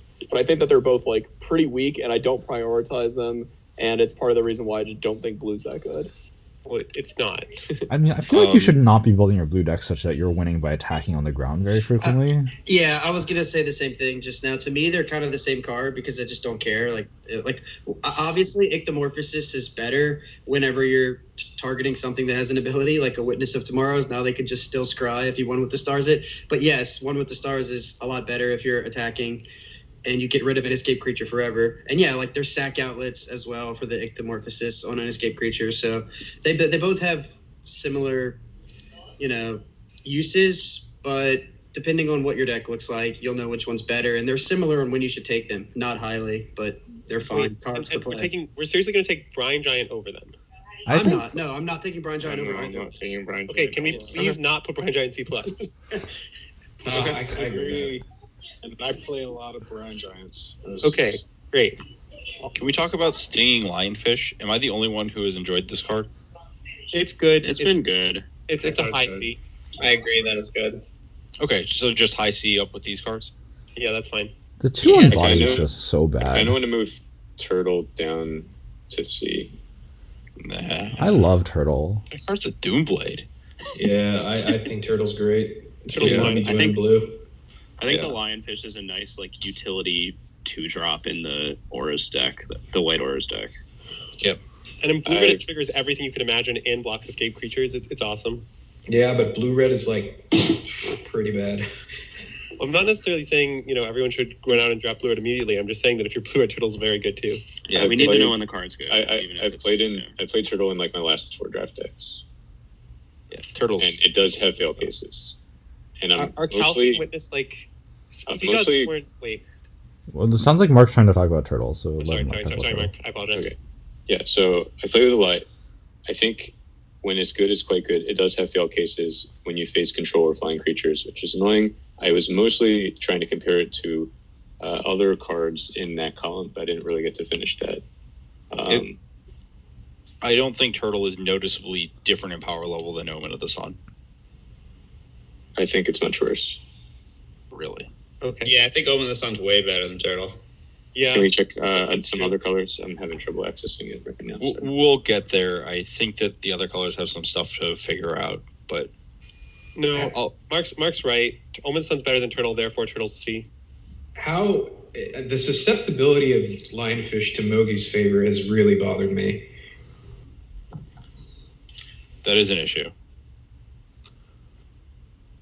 The cards the 2-1 sizing has been pretty fucking fail. Yeah, I play a ton of Mogi's favors myself, so I may just be doing it a lot more on average, but X1s have to be really damn good for me to want to play them. I'll play them and I'll sideboard them out if it's an issue. This card is definitely in that category. It is good enough when it goes off that it should be in your deck. Yeah, that's fair. Again, pointing to the Nutso blue-red deck I had, it was a fine, I would not say it was one of my better cards, but it was good. I think this is about right. I think it was one of my better cards in my 3-0 blue-red deck. So I guess we should talk about Khalife. The card's just like a 3/3 for 3. Yep. It is only good as it's good as a Centaur Courser with that's an enchantment creature, but it's overall pretty unimpressive. Centaur Courser also really I've not. had the text on it be annoying against me several times. Yeah, same. And it's definitely nothing special. It's probably still a C, but I think it's a little bit higher than people think. It's pretty good if you're a heavy blue deck. And yeah, it has one of those abilities where when you play the card, you don't see the ability doing it. Yeah, that too. Yeah. So one thing I kind of noticed was that a lot of the other blue doesn't really have many double color cards that you need to play on curve. Memory Drain is a pretty late game card. Whereas Timuret and Daxo, you want to play early, and Annex, you want to play early. So I've kind of noticed that when I'm blue, whatever, that I'm usually less islands than the other thing, and that was a strike against it. For sure. Yeah, definitely true. This card's been good. See Godscorn? I've been impressed with that when it's been cast. Yeah, it's frequently nice bouncing. I've bounced Blue Omen several times with like 2 creatures and my Blue Omen several times. Yes, it's strongly correlated with bouncing omens. Like if you're not bouncing your own omen, it's like I don't know, only medium. Oh, I've had the experience where it bounces 3 creatures and the game ends, but like, okay. It's also a good sideboard card if they're like mono fish pants and stuff. I used it at the GP to bounce my Thassa's Oracle and then win the game. All right, that plays. So nice. Yeah, if you can play enough power and toughness, Brine Giants, it definitely just kills them, which is Seagull's Revenge. So I don't want to get too ahead of things, but I'm generally there. I feel like in C, I don't like Shoal Crake King Kelly for Witness. In C minus, I do really like Naiad. I kind of like Vexing Gold and Starlit Mantle. I also love Naiad. I don't like Gull or Mantle that much, though. I like Mantle. I don't like Gull. People who are drafting like blue-white pants decks, is Mantle amazing in those decks? Yes. It's quite good if you have a Pilgrim. Yeah, it's great there. Or like a Presence to protect, or because I feel like we're Mantle currently way is- below cards that are never amazing, so that doesn't really make sense. I don't know. I'm in for 1 Mantle anytime I have a creature that's like an auto win. Like it's in like the first copy's always in my Cetessan Champion decks. Yeah, same with the blue Chimera. That's an A. Yep. Yeah, I mean, I guess the issue I have against prioritizing the card is I feel like you're just always going to get one if blue is at all open. Absolutely. And you don't really want more than one. I see. So Makes sense. I don't really want to draft it that highly. Like, I mean, you could kind of say similar about Stern Dismissal. Like, I value my first Stern Dismissal a little more, but I also don't want to like spam those similarly. yeah, I'm I happy think the moving difference Dismissal is down. that every blue deck wants their first Stern Dismissal, where not every blue deck wants their first Starlit Mantle, so it's easier to float a Mantle through multiple blue players. Can someone explain to me why they like True Naiad? about Stern Dismissal? There's a lot of blue decks I don't want any Stern Dismissal. Like some blue I would black, always want I'm access to playing it. It's always going to be an extremely powerful sideboard card. I think Starlit Mantle is fine where it is now, assuming that we drop Khalifa and Witness. Yeah, I think Why did Naiad go up? Naiad is great. I love Naiad. Like it like you just play a lot of instants. It makes them cheaper. Like It is a 2/3 is a pretty good blocker for the blue deck, and a lot of my blue decks are playing cards like Thirst and Deny the Divine and Turtle. And if you're playing like Final Death, it's now a 4-mana Final Death. it's also a It pretty is- good enchantment for Thirst. I think it is similarly powered it's to some fair. of the cards that we have as low C and white. It's not like a high priority card, but like it is a good, like a reasonable, solid thing to have to make your deck better. I think it is I just- better than I had Khalifa the in most experience of decks. playing it in blue-red, where I felt like the card should have been at its like peak power level, and it was fine. I wouldn't say it was I anything. think great it is about- less good the more aggressively slanted your blue red deck is. Well, yeah, I mean, mine was sort of mid-rangey, aggressive-y, like I think, which is kind of what it's supposed to look like. I don't know. I mean, I had like a blue-black like hard control deck with 3 of them, and I would have played more. Like it. My experiences with it in blue, white, and blue, red have been positive. Like not like extremely positive, but positive enough that I'm fine with it. Also, an aura for Pious Wayfinder. True. Or an enchantment. Yeah. It's gone up a lot for me. You can discard it to Thirst, and it just my blue Oh decks yes. have just been more and more like controlling, do nothing. Like blue red. I've had blue red decks, but they always have like counter spells and rats, and they're just like red for some rares, and they're mostly blue. I'm not drafting like blue red, a bunch of 2-drop blue red uncommon Chimera guy. I've just never had that deck, but yeah, mostly it's blue black control with like this card, Glimpse of Freedom or Cling to Dust, that we probably all have quite low. These decks are kind of weird that people don't draft, but for me, the Naiad has been quite good in these decks. Okay, fair enough. Although I just got back. I'm obsessed with that. I just got back, but I think Starlit Mantle is a little bit more polarized a card than people were saying. Like it's been in blue white like exceptional for me, like significantly better than the +1/+2 white one. Yeah, But again, I'm just like always in the Auras version of that deck. I would value it at like a C+, B- for the first copy if I know I'm in that deck. So, and that's like my main experience with blue. So I guess that's why I'm way higher on it. And I agree, it should be lower than that, but It's definitely insane in blue white. I did the same thing to protect a commanded presence creature or a staggering incited creature. Yeah. Are we okay moving Khalife down?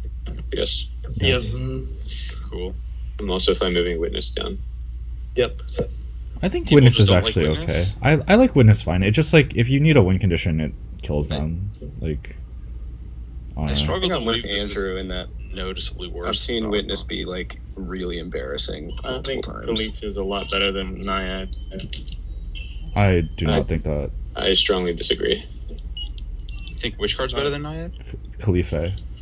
Not only has the second ability been far more relevant than I expected, but it's just a 4/3 a lot of times.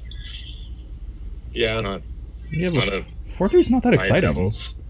Like I feel like 4/3 is not appreciably better than Riot Devils on a lot of boards in this format, and like the ability on Naiad is super valuable with deny the divine, which like I feel like if you're in your blue deck, you do want like a lot of deny the divines and thirds. You just want all of those cards you can get, and then Naiad just makes those cards so much better.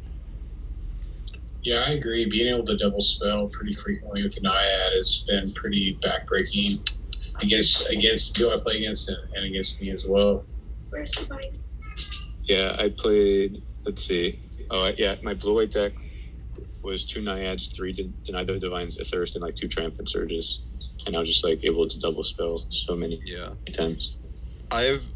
My experience on the Khalife ability, by the way, I have not had it be that important. It's kind of difficult to like. There's the window where it's like I have a Khalife, I have something that they actually want to kill because it's not this Khalife, and then like they don't hit the mana to kill. Like it's a lot of stuff that has to go around. There's so many things that aren't even spells though. Like it doesn't like Erosa's Blessing, War Blessing, like the enchantments or Banishing Light specifically. I definitely think the appeal of this card is more that it's a big enchantment creature in a color that has small creatures. Let me introduce you to Brine Giant. But that one's not an enchantment creature. All right, we're starting to spend a lot of time. Okay. This card's been pretty meh, but it's fine. I had that card count on my Mantle of Wolves trigger. It was kind of cool, but yeah, not that good. Yeah. Triton. This is what's Triton Wave Rider? Is that the 3/3 flyer? Constellation Flyer. 3/3 that gains Turbo medium. Yeah. I don't love gold because it gets cut a lot, but I think it's better enough than Shoalkraken and Triton because of how I want to move Shoalkraken. The specific case that I had at the GP was goal with some staggering insights and Starlit Mantle when you flash in at the end of the turn and just strap up immediately and protect it immediately. Yeah. I think Kraken can be pretty nice in blue-green decks. Like, I also think so. I don't think there's an appreciable difference between 3/5 and 2/5. Yeah. Well, the looting ability is actually relevant if you have enough enchantments in your deck. also with the 1/3, like that's a great combo if you're the like Constellation deck. You have the 1/3 that finds you land in the Kraken that loots, and you basically just draw a card per enchantment. I don't know if I've put Shoalkraken into my deck a lot of times. I don't think I've ever triggered Constellation.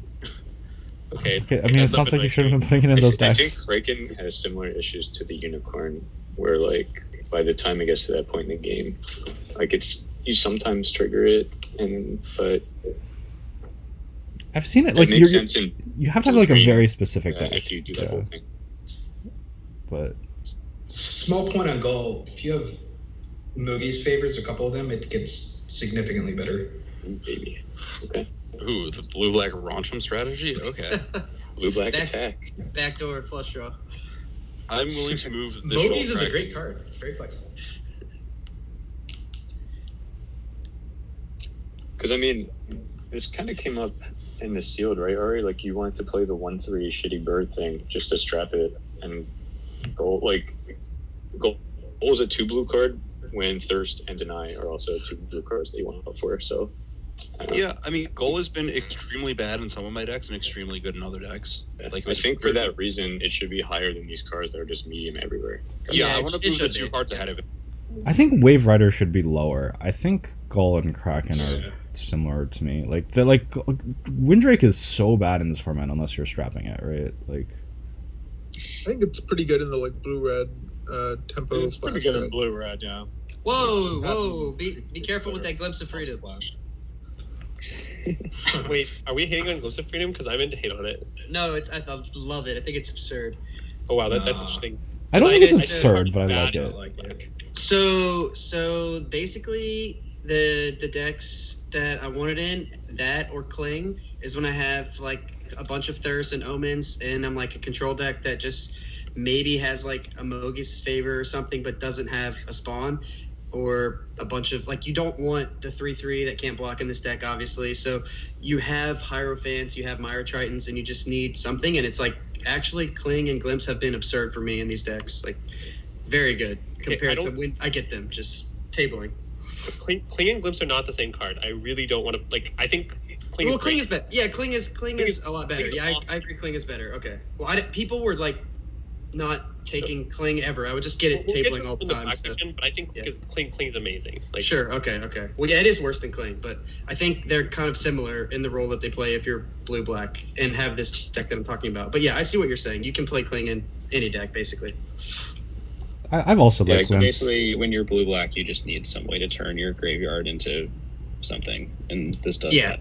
It's also it's just so free to put in your deck. Like paying like in your blue decks, you're just passing the turn a lot. So like paying like 1 blue if you have a Naiad, or just 1 in a blue on a turn, you're just leaving a counter spell and they don't play anything. It's just like it just costs you so little, and it gives you a lot of like, it just gives you an inevitability. For I'm down to put it in C-. Yeah, that's fine. It just needs like a big ass note that says like, this is what the card does, and don't take it otherwise.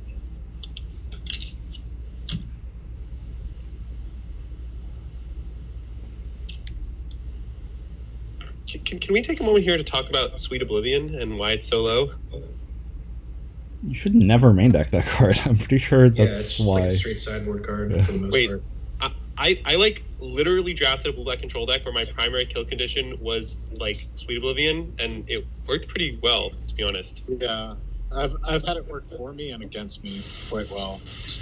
Like literally you the main way my deck went games, and you could just discard it if you draw it early, and then you just get 12 cards in your graveyard and win.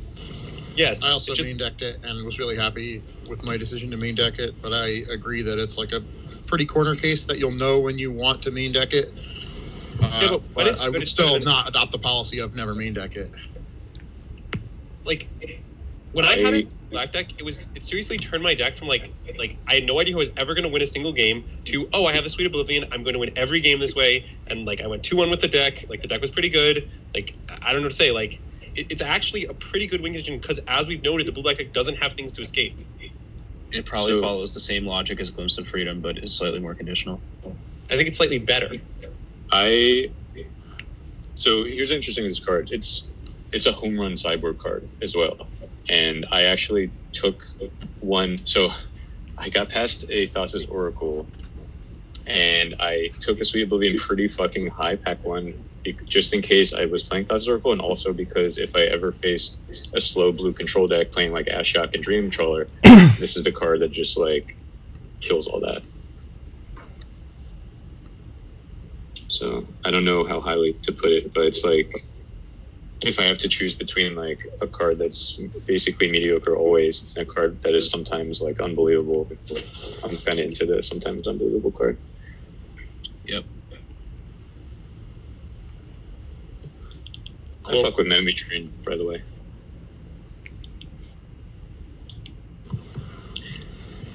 Yeah, I'll just say one last thing about Sweet Oblivion. I've drafted the deck a lot of times and had it in a sealed deck, multiple sealed decks. I 5-0'd with a deck where Sweet Oblivion was the only way I could win.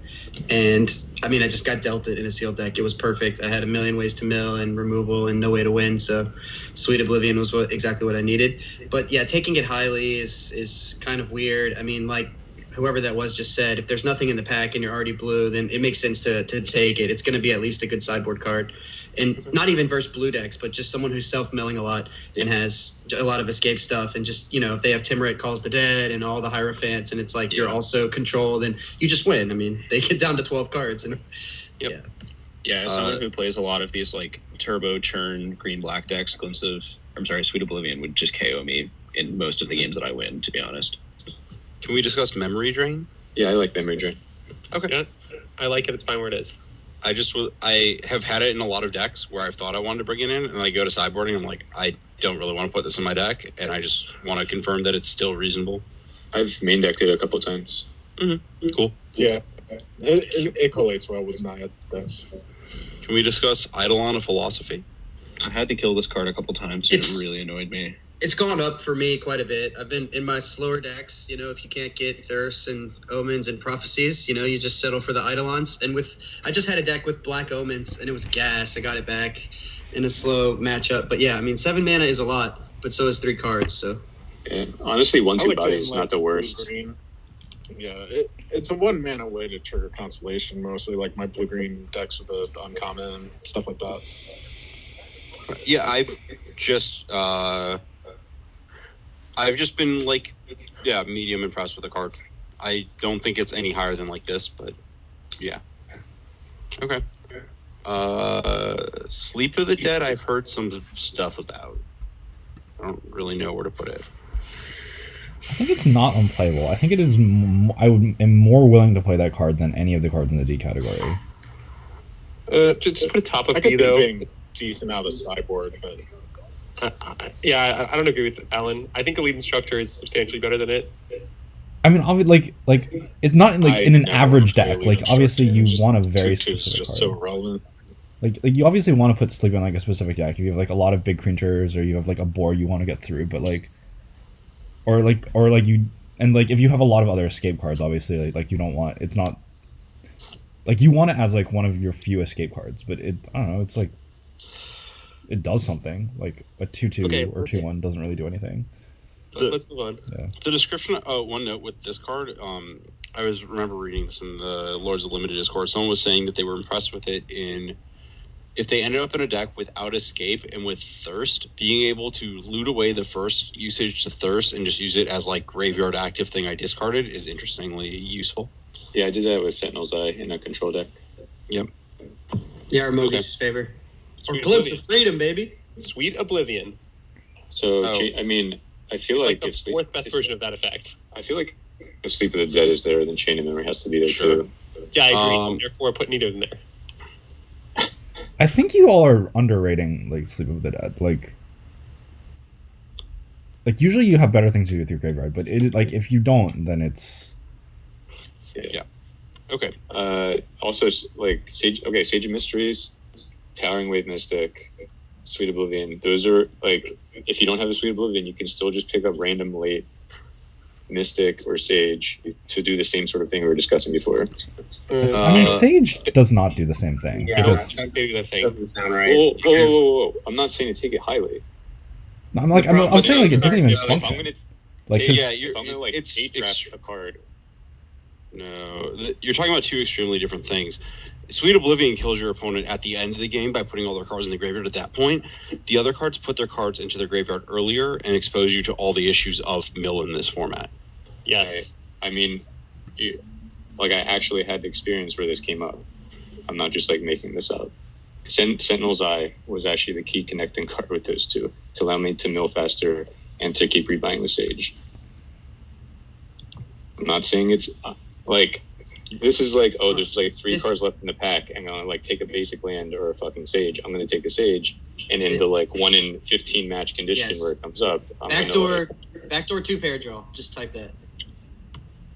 Okay, cool. Next is Black.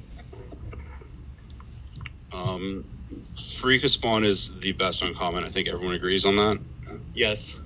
Okay. I don't think everyone agrees on that, but I agree with that. Okay. Anyone who disagrees with that, please say so. There was someone I can see Hoplite being better. Yeah. There was some other uncommon I was thinking might be better, but I can't remember what it was. I'm bringing up the list to check while you. I just don't think. I think Hopper is Chimera, great. I just blue don't think Chimera. it dominates the game to the extent that Spawn. Like, if Spawn is in play, your opponent just can never attack for any. Oh, Shimmer Wing Chimera. I think Shimmer Wing Chimera is better. Well, I disagree with that. I think Spawn's Freedom better. Spawn has been like a mind-blowingly good card. It's stupidly good. I think I it's think better than Spawn's like a good. ton of the rares. I Spawn would is take it over on- every red card in the format. I There's think it's about Burning 20 this. That's wrong. But there's about 20 rares in the set that are better than it. This is a fine line to draw with it. Continuing on. Do a lot of people like drag over Final Death? That's surprising, man.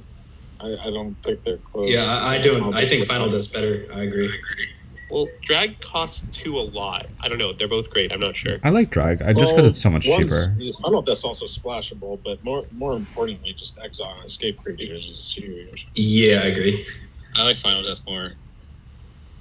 I think the difference in mana cost is just too big, but it's like the It's exile is 2 obviously versus relevant. 5. Yeah, I've had a case, for example, where I was holding up specifically drag when I couldn't really have had much other interaction. My opponent just went for some enchantment, and I just slapped them with drag. So Like Drag it's also tough. lets you double spell in a lot of like high leverage spots. I like moving Final Death up. But yeah, Final This is fine. Do we think any of these cards should move up to B+ with Myers Grasp? I guess I don't think Myers Grasp should move up, but I think like the Myers Grasp. Triton a lot. I like Timurat a lot too. Timurat's great. Yeah, I I like think Triton. Triton's better than Timurat. I like Triton and Timurat, but yeah, Triton is just so good. I think of like Myers Grasp, Triton, and Elspeth's Nightmare in the same category, and I have Timurat like slightly below, but in the same category. That's my personal ranking. I think if these cards I fall think B+, Grasp it and would Triton not are be really, unavailable. really close. Like, I think Timurat like just I like Timurat better So, than. are we taking all these cards Grasp. over Heliod's Pilgrim? Is that the claim being made? Yes. Heliod's Pilgrim and Thirst. Yeah, I would. I think that sounds reasonable. Okay, Right. I was going to do this. Yeah. And we can discuss. Okay. I think I like Mire Triton the most of these, but I could see Nightmare being the best. Nah. I like the order they're currently in. The I problem prefer with Nightmare Myra is it gets a lot worse after the also. first Like, copy. a card just enables so much stuff and does so much stuff. Which I card? kind of like Timurat the most, but Timurat's really good too. Timurat's good. The mana cost is just, I think, the strike against it. Yeah, that's fair. I guess Pac would pick one. Okay, fair enough. So Why is Timurat good? Because it's Okay. because Scavenging Ooze is really good in this format. On turn 2, it's just a blocker. It does all the jobs. It like does what you want. On turn 10, it exiles everything in their graveyard they can never escape ever again, and you gain like 4 life. Yeah, for some decks it's a blank, but for others it's literally can just win the game by itself. I don't know when it's a blank that it's When you say it's a blank, you mean like Well, I just mean it's just it's like a 2/4 for 2, and it's it's a 2/4 that gains 2 life. Yeah. Yeah, it's just it's a great card. Yeah, I still think Myra Triton's better than that. Yeah, I agree. It's this mana this cost. is close enough for now, and we'll figure it Yeah, out sure. in post once we get to rares. I think Gray Merchant and maybe Inevitable End should move up? I don't. Gray quite Merchant know. definitely. I don't know what Those cards both seem way better than Kotobel Pass, in my opinion. Yes. Yes. But I also think that the Death Toucher is better than Kotobel Pass. I also think that. I think I also many of believe us the think Death that. Toucher's a lot better. I also know Mogi's favor is really low, but Yeah, we'll get there. Fix it. So, which of these cards do you think any of these cards are distinctly better than Heliod's Pilgrim and Thirst? I'm taking Thirst over both of those, and Pilgrim. So someone needs to sell me on Gary here. I am low on Gary as unless well. you're like really heavy black. I think that it is like life gain in this format is uniquely powerful in how it stabilizes games, and the ability to recur this card in green black is really absurd. Yeah, Black decks can just cast this card 3 times in a game. Yeah. I've only had Gary once, but the time I had it, it was awesome. I mean, I was regularly gaining like 4 to 5 life. My opponent could never kill me. I was bringing it back with the Omen of the Dead, which is common. Like, I don't know. It's not like Hoplite level where you auto kill your opponent or something, but it is very good. To be fair, the draw to it was that you could have multiples. Like in the old format, you could get decks with 3 or 4 all the time, and now it's kind of the same thing because you're trying to rebuy it. But I've played against a lot of decks that had 2 and omens and ways to get it back, and it's always really annoying and quite good if it works out. But as an early pick, it's you have to end up really heavy black and get the deck for it. And some of these other cards are safer, but I don't know. I mean, it's about a B minus. That heavy. So yeah, it's fine. If you just have like 1 or 2 other Drain 3 or 4 is still good. If you literally just randomly control a Catablipas and then you play it, you drain them 4. Like, it's not that far. Yeah. Definitely scales and multiples. So Inevitable End, everyone's good where it is. Like, that card's just good, right? It is. Surprisingly so. I kind of expected it to not be as good as it is. Yes. Yeah. Okay, cool. And then we believe Hierophant over Catablipas. I think so, yeah. I also want to consider moving the Catablipas down or the Omen up. Yeah, I think it's Catablipas down. Yeah, I think so too, just looking at cards. Yep. Cool. The Catablipas isn't that great. I mean, it's good, obviously. We like Hierophant in the B plus tier and not in the B minus and not like the C plus tier. I like it B minus. Yeah, definitely. Just like the Inevitable End. Huh? I haven't played with Inevitable End, and I'm wondering, should I just be thinking of that card as basically just a Doomblade? Is there anything special? It's more of like a Doomblade that's much better when you're not attacking. Yeah, it's a sorcery. I mean, it's a 3-mana sorcery. Is it not better if you are attacking? Because if you're attacking, you can like force trades and stuff, and then when you cast it, it's closer to a Doomblade. No, but you want to remove the blocker that turn. Yeah. Sure. It's a really bad. It's worse when you're attacking. It's a Doomblade with suspend half a turn. Yes. Yeah. Sometimes that's what the card. Sometimes they can like deal 4 damage to you if you like the worst case scenario is it's often like a vendetta. In the best case it also scenario, has the case of like. Well, the worst case scenario, they can you kill draw you it, and you still lose the game. Yeah. I I've yet to have my opponent actually sack something other than the creature. I mean, I understand I've had opponents do it. It's not actually happened to me. My description of it is somewhere between Doomblade and Vendetta sounds about right. Between sometimes you die if you cast it, and sometimes it just kills their creature. Well, I mean, there are some specific rares where it's worse than that. Where like I've had the like Archon in play, and my opponent put Inevitable End and it just kept sacking Pegasi. I had Nightdeer Kraken, which was a really funny game. It happened to me today. Euphemia. Are we sure that it's better than the mill? Inevitable End. It has a lot of downside compared to Doomblade, but it's. I guess I'm just saying the downside doesn't accumulate to it being a bad card, which I kind of thought it was initially. Oh, I think one thing that's important, it has a lot of upside to Yeah, I was going to say, I think it's better than the Hierophant just because of all the recursion upside with the white cards. Yeah. Pilgrim, Triggering Glory and yeah. Gravedigger. Find it with Helium. Another thing about Inevitable End is if you're in a different board state, you can put it on a creature, and then it pairs really well with instant speed removal after they decide what they're going to sack. If they're like representing lethal or something. That's kind of a weird scenario. I've seen it. Okay. Now do move we have Logan's favorite to C+. Yeah, okay. And can we move Charger down a tier? Or is it good here? Please. I like I'm fine Charger. with no tier, I think. I like Charger. I think it's good. But like we have a lot of C's that are good. I really like Charger a lot, but I like to play Black Red aggressive but this is way super good in that deck for me. I mean, that's definitely where it's fine. best, right? Yeah. This card's great, right? I think I would rather have Lamphead than Omen, by the way. Me too. Lampad has just kept going up for me. Every time I have it, I'm so happy. When they have it, I'm sad. Agree with Lampad. Lampad's great. You were going to say something, Andrew? I think Lampad is great. I also think it's like better than Omen. I also think Mogus' Favor is better than Lampad. Really? Mogus' Favor is awesome. I think those cards are very similar. Yeah, they're about the similar level to me, but I actually both of those cards I want the first copy like really badly because like the Lampad plus the unearthed creatures or whatever the fuck is such a powerful late game. It's like my default late game that's not involving rares and mythics and black green.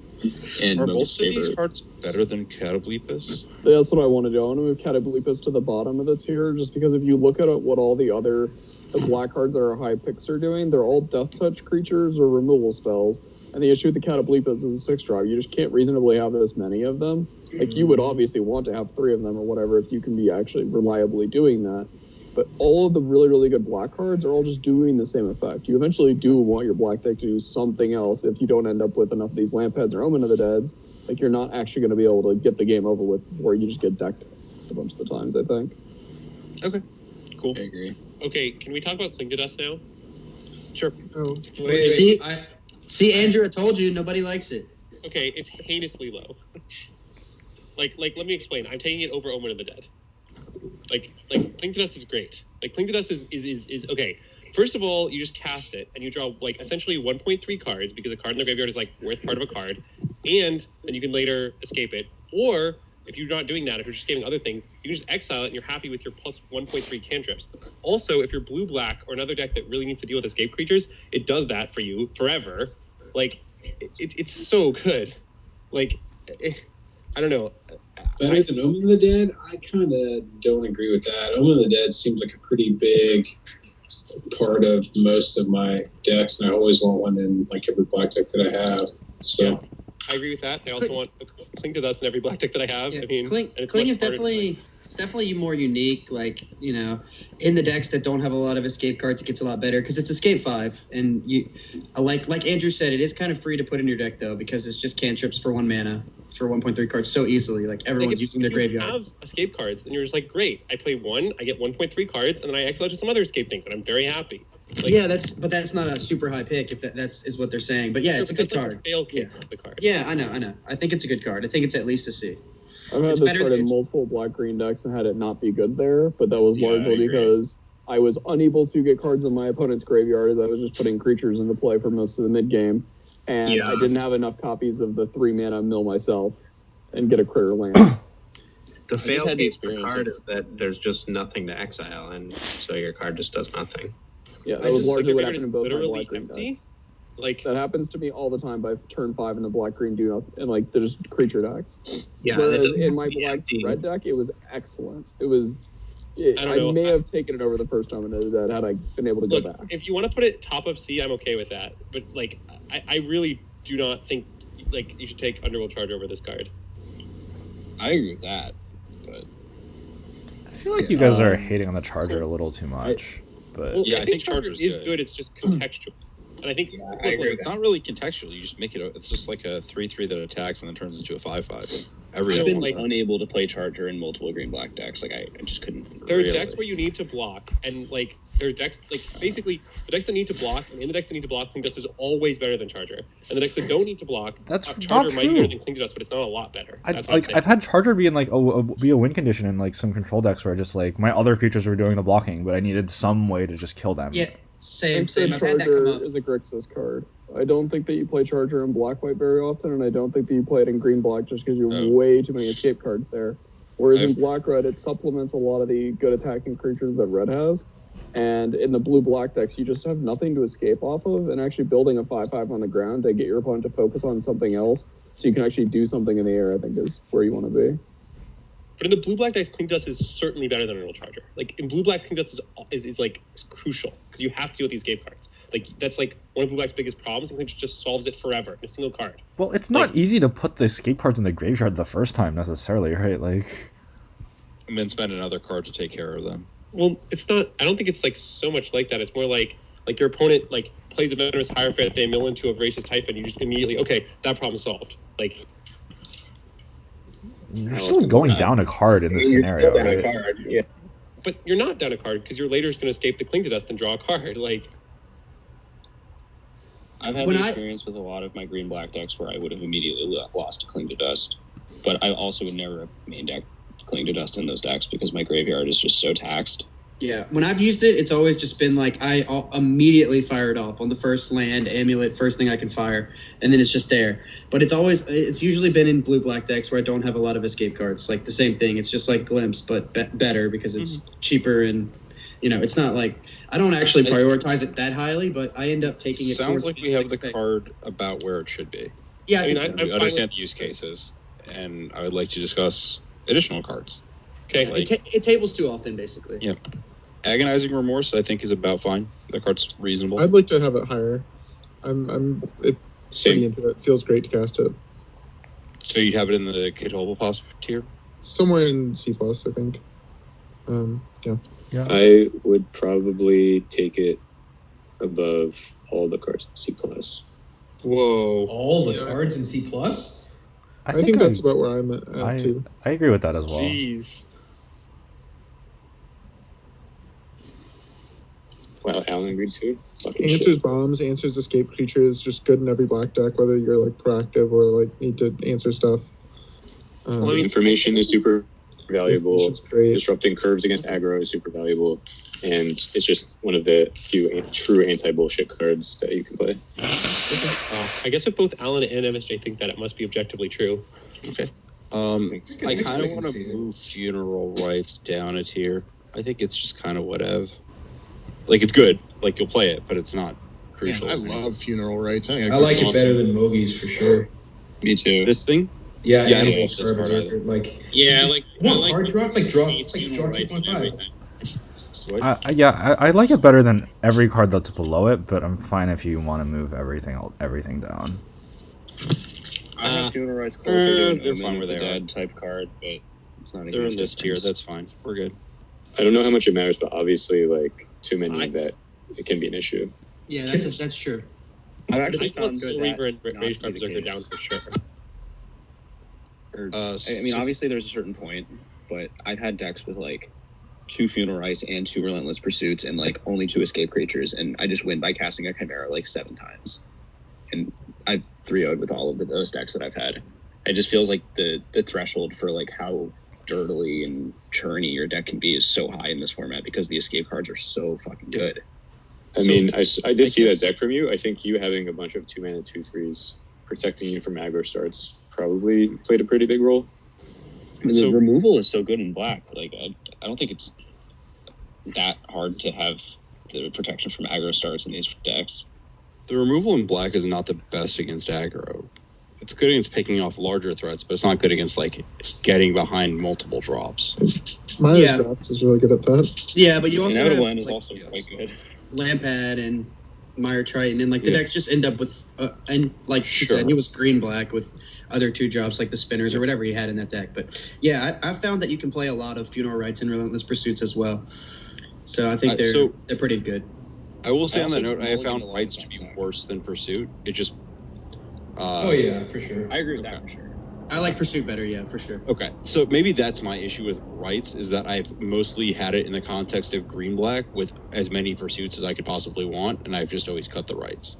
Well, there is a point at which Rites is better, assuming your creature count is below X, though.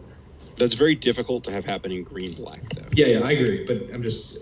Yes. So, I would like Discordant Piper to be moved up. I understand that's quite a medium card. I'm not saying like I'm obsessed with Discordant Piper. I just think that my black decks always randomly have sack synergies. I always need 2 drops because there aren't that many good. Like the only good one is just Lampad.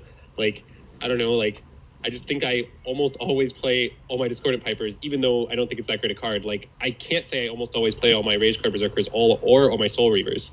Yeah, I very rarely play all my Discordant Pipers, and frequently do not play the first one. I mean, like the 2/1 body is just so bad. Like.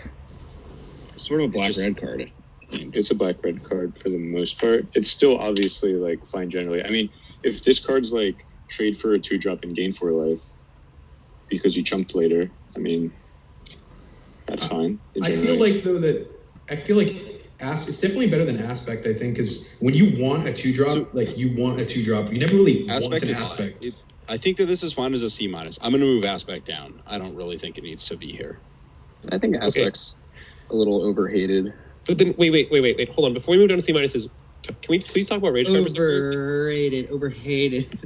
Because I think Rage Card Berserker is like, it's a fine 5-drop. It's nothing exceptional. Like there's plenty of 5-drops. I don't think it's exciting or high pick. Like it's a fine card. I usually play it. I don't know.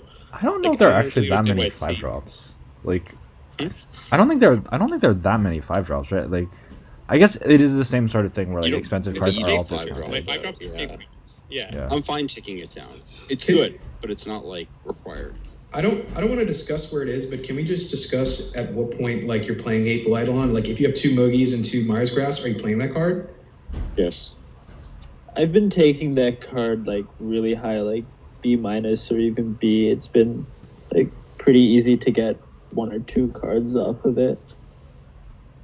Wait, It's one been or terrific for me in black white. Just terrific. I mean, again, like when prioritizing Bogey's favors and Sentinel's eyes, that's going to happen. But it was great for me at the Grand Prix also. Yeah, I think black white is where it excels when you have stuff that you can pump on your own as well. Oh, and one point that I'd like to make about the Berserker is that it has come up for me in black white to have it with flicker. That's happened to me, yeah. Ooh. Oh, what I know with Berserker also is that it can target itself if you have the aura that gives it haste. Pai-Gao combo. Well, okay, but it's also just like a thing that can happen normally. I would like to move But Hateful only Eidolon time up a I've done that little. is Like, can we move Eidolon up to like C+ based on like potential, and just note that it drops quickly once you're out of position? Well, if it's a gold No, card, I don't want to do that. I want it C. I don't think it's a gold 1-2 card. so We just bad. described a bunch of black cards. Like, okay, my experience with this card is my opponent plays it. I think they might draw a card off it. I always ignore it, and it's always fine.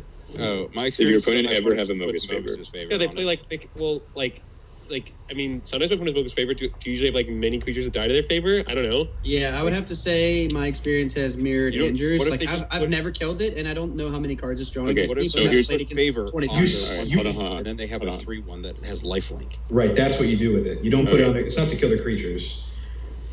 Yeah. If they can throw it on your thing, and now if you ever attack with that or block with that, you draw a card, or they can throw on their own thing and start sending their creatures into your face, and good luck. But my plan is to let it draw 1 card, and I just accept that like they've drawn a single card, and I don't care.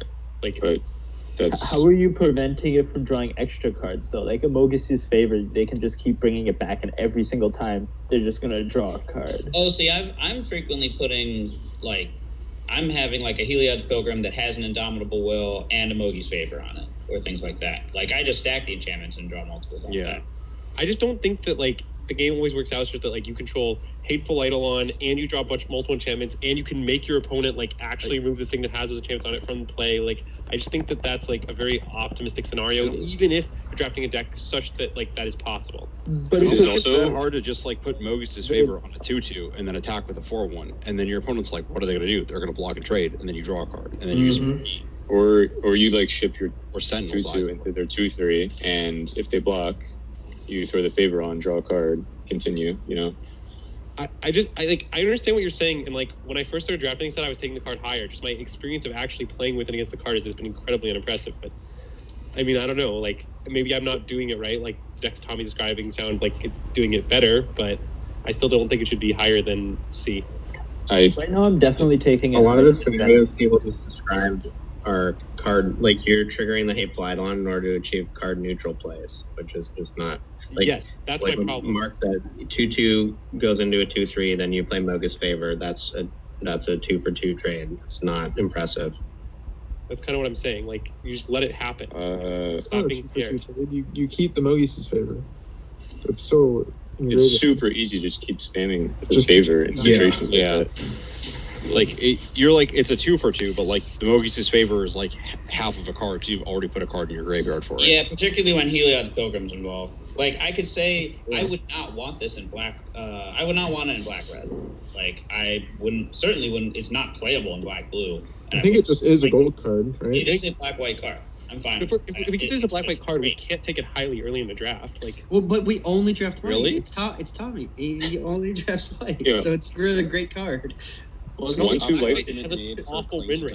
If I think personally, like the PT, I will probably not draft black white no matter what happens because there's a terrible win rate, and like I don't know how to win with it. Like I will say that disagree with that. I will say that Hateful A Eidolon and 1/2 Mogis' lifelink favor. drawing, which is That's not how you win with it. Like if you're base black and have like 2 favors, or even like a favor, a grasp, and like 1 other enchantment, I think Eidolon gets like pretty good. I don't think it has to be blue. I don't think it has to be black white. Wait, I think in a deck with that configuration, I'm not sure you should play the card. Like, yeah, that's what I was talking. We need like a number. There's a number you need to hit, a threshold.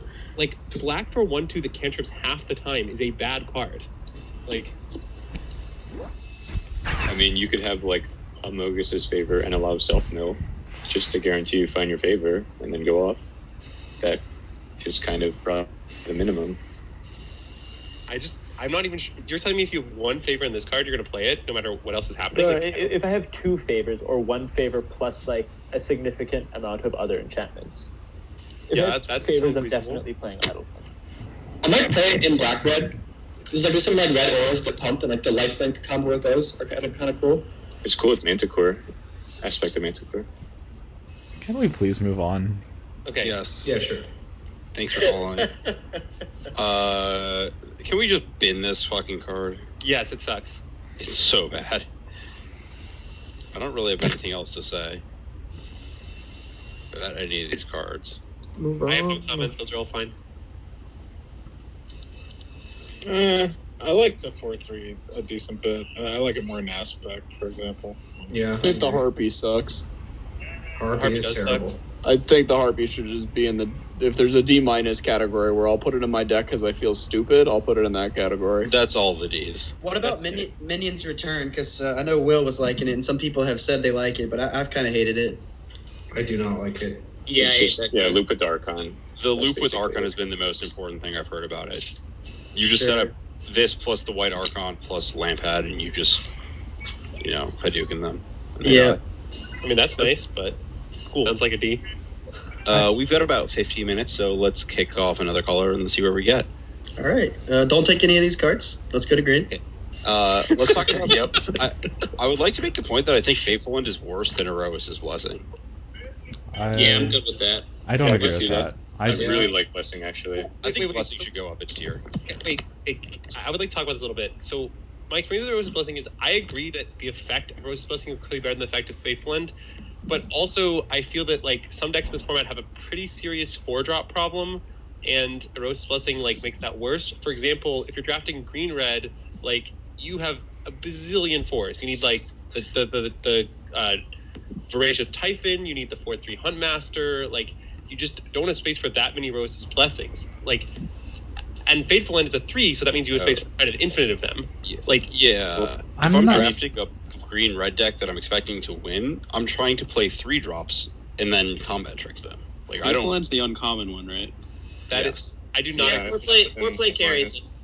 Yeah, that's true. I don't think that that's what green red's supposed to do, but that's another matter. I'm not as concerned about the difference in mana cost, but like getting your blessing blown out by like Stern Dismissal or Flicker of Fate is a real downside. The exact same thing. Like. Yeah, Ham made a note a couple of times when taking blessings about how, it's important to be low to the ground and have a lot of 2s and 3s because you want to be on the board and be ahead, and them having to tap out or to keep parity is definitely important. better in white than green. You want to be pretty aggressive to maximize them, but yeah, it's very good. Obviously, I can't imagine a red deck that's not aggressive though, so that's why I think blessings. I more mean like with your mana cost. Like of course red's going to be aggressive, but even if you have like 4 or 5 minutes guys and the 4 drops as well, Sokophos Warden, like your deck's probably still going to be aggressive, but it kind of mirrors what Andrew was saying, but in a different way. Like you need to have a good curve basically to maximize them, I would say. I'm not saying like Blessing sucks. I just think I think Fateful End is better, and I think it's at the very least close. Okay, this is fine. We're not taking any of these cards over Elspeth's Nightmare, right? So no. Cool, that's fine. Fateful End goes face, right? Yeah, Rose's Blessing goes face. No. Nope. It doesn't. No, sir. Well, it attacks for 1 more. Yeah, that's the trickiest part about the blessing is figuring out how to use that +1/+1. Sometimes you can put it on like 3 different dudes, and most of the time it doesn't matter, but the times it does matter, it can bite you later on. It also triggers heroes. I mean, like the card has some very real upside. It's just getting it blown out is an absolute catastrophe. So yeah, they leave up Island, and suddenly you're just like, God damn it. Okay, I would like to argue that Furious Rise probably is at least a B, if not a B+. It's great. Really good. It's very good. Okay, B. Sold. I want to make the argument that I think might be a B plus. I think this card's very good. So wait, if you literally open Heliod's Pilgrim in this card, you're taking this card? Because I think I'm taking Heliod's Pilgrim. Furious Rise is just a green-red card, right? Yeah, I was gonna say, is this a gold card in any way? Yeah, I thought it'd be good in black-red. Black-red, it's power things in black. So yeah, you can put the Nyxborn Marauders in your deck if you're black-red. Plummet Cyclops. Yeah, it's a lot easier to just make it work. It's like actually great black-red because like, you just get to trade cards, and then this gives you more cards, and then your opponent dies. Let's go with Mogus's favor too in black-red. Can make anything for power. I think this card is at least a lot better than Omen of the Forge. Everything is good with Mogisi's favor. Okay. It's unreal. Just keeps typing that. First of all, Omen of the Forge is, in my opinion, horribly hot. Like it's nowhere near too this high. good. Yes, I agree. Okay, So, one note about Furious Rise is like, okay, so the as fans of creatures with 4 or more power in all the colors are 0.56 in green, 0.41 in red, 0.27 in black, 0.12 in blue, and 0.14 in white. So it seems actually like not that easy to trigger unless you are actually red-green. I think that so you are actually ignoring a lot of stuff because like one of the things that often comes up is that you have Incendiary Oracle, and you can just pump your Incendiary Oracle to just get a card if you want. It also works with Infuriate. Yeah. I would also like 3/1 to mention when you bring it back. Yeah. I also like to mention for red black specifically, the Charger comes back with enough to trigger, and then lastly, the 5 mana 4/5 is a lot better specifically in red black, so that shows up there too. I you can do it with the Furious Maze Ward. Rise. I was low on Furious Rise Slaughter initially, Priest, but it's impressed too. me a lot for and against. Yeah. So, Okay. Yeah, it's really impressed me, but every time I've had it, I've also been red-green with first Iroh in games, and the deck just built itself, so I don't know how good it is outside of that. Okay. I have lost to it repeatedly outside of that deck. I think Omen of the Forge should be 2 categories down because I was looking at the C+ cards in white, and I'm taking like all of them over Omen of the Forge. Like, I think it can't be that much worse than Omen of the Sun. I think it is. Omen of the Sun is a I'm key part of the deck's plan. Like, Omen of the Forge just isn't good. It doesn't do anything that you care about. Like, it's a fine to have just a random 2-mana shock, but it's not particularly There's impressive. a lot of two toughness things that are worth killing. Yeah, like Drake. there's also good value on the enchantment side of it. It's not great, but it's not terrible. Yeah, I would take Omen of the Forge over every one of the C+ cards in white. Wow. What? I think that's like... I did have an issue with Omen of the Forge in my red-white deck where it's sort of like I wanted all my cards to be creatures, tricks, or removal, and like it wasn't fully a removal spell and it wasn't a trick. Yes, in red-white I think it's like straight unplayable, but like obviously not every red deck is red-white. Okay, I mean I played 2 and they were still fine in my deck, but it was just like... Yeah, I certainly don't think it's unplayable in red-white, but... I literally like had it at the Grand Prix in a red-white deck, and I just like looked at my deck and I just like cut it for like medium cards. I don't know. Like I need all the other cards did stuff that I needed done. Yeah, I think it's low C+, but I think it's better than average. I would like to move Dreamstalker Manticore up. Well, Oh, really? Can we move move that Ragehound down. up first of all? I want to move Ragehound up. Really? I was going to say I want to move both the 2 drops up. Yeah, so Ragehound is like I the don't like key to black red. either. And like, Ragehound's the key to black red. because I think Ragehound's horrible. I think it is so bad. Yeah. That's shocking. I don't think Ragehound is playable either. What? I feel like Ragehound is pretty good, but you do need a very specific deck for it. I feel like if I'm ever red, I mean, I think one of the big problems is how bad it is against white. Like, holy crap. Like, you can name things that Incendiary Oracle is good against, but you, like, Underworld Ragehound, like, it is, like, just an unplayable card against white. I've gotten soloed by this card, though. Explain it to me. Like, I might agree with you, but explain it. Just so frequently, it just gets Underworld Ragehound just gets eaten over and over by like Indomitable Will plus any creature, White Omen.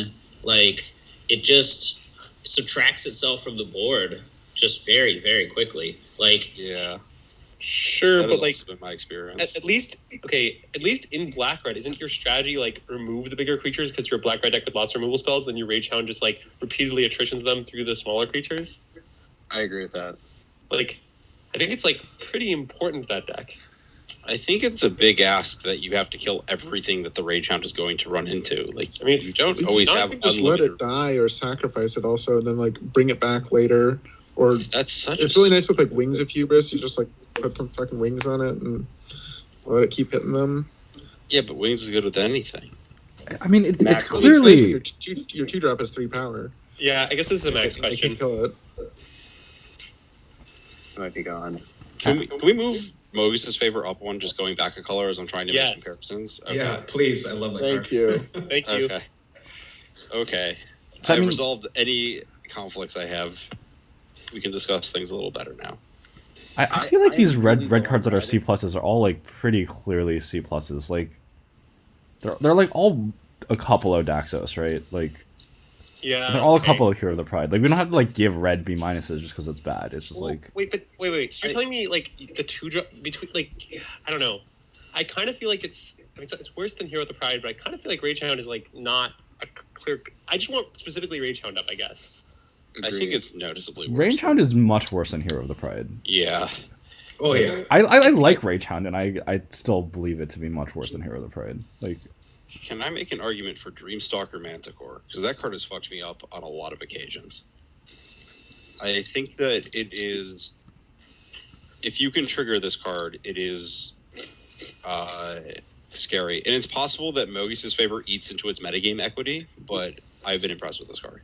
Yeah, I've been impressed too, but I think it's about right. C plus. Okay. I think it's maybe a high low C B plus. minus. Yeah, I think it's about I right. trioed with the blue red deck with 2 of them. I mean, it was good.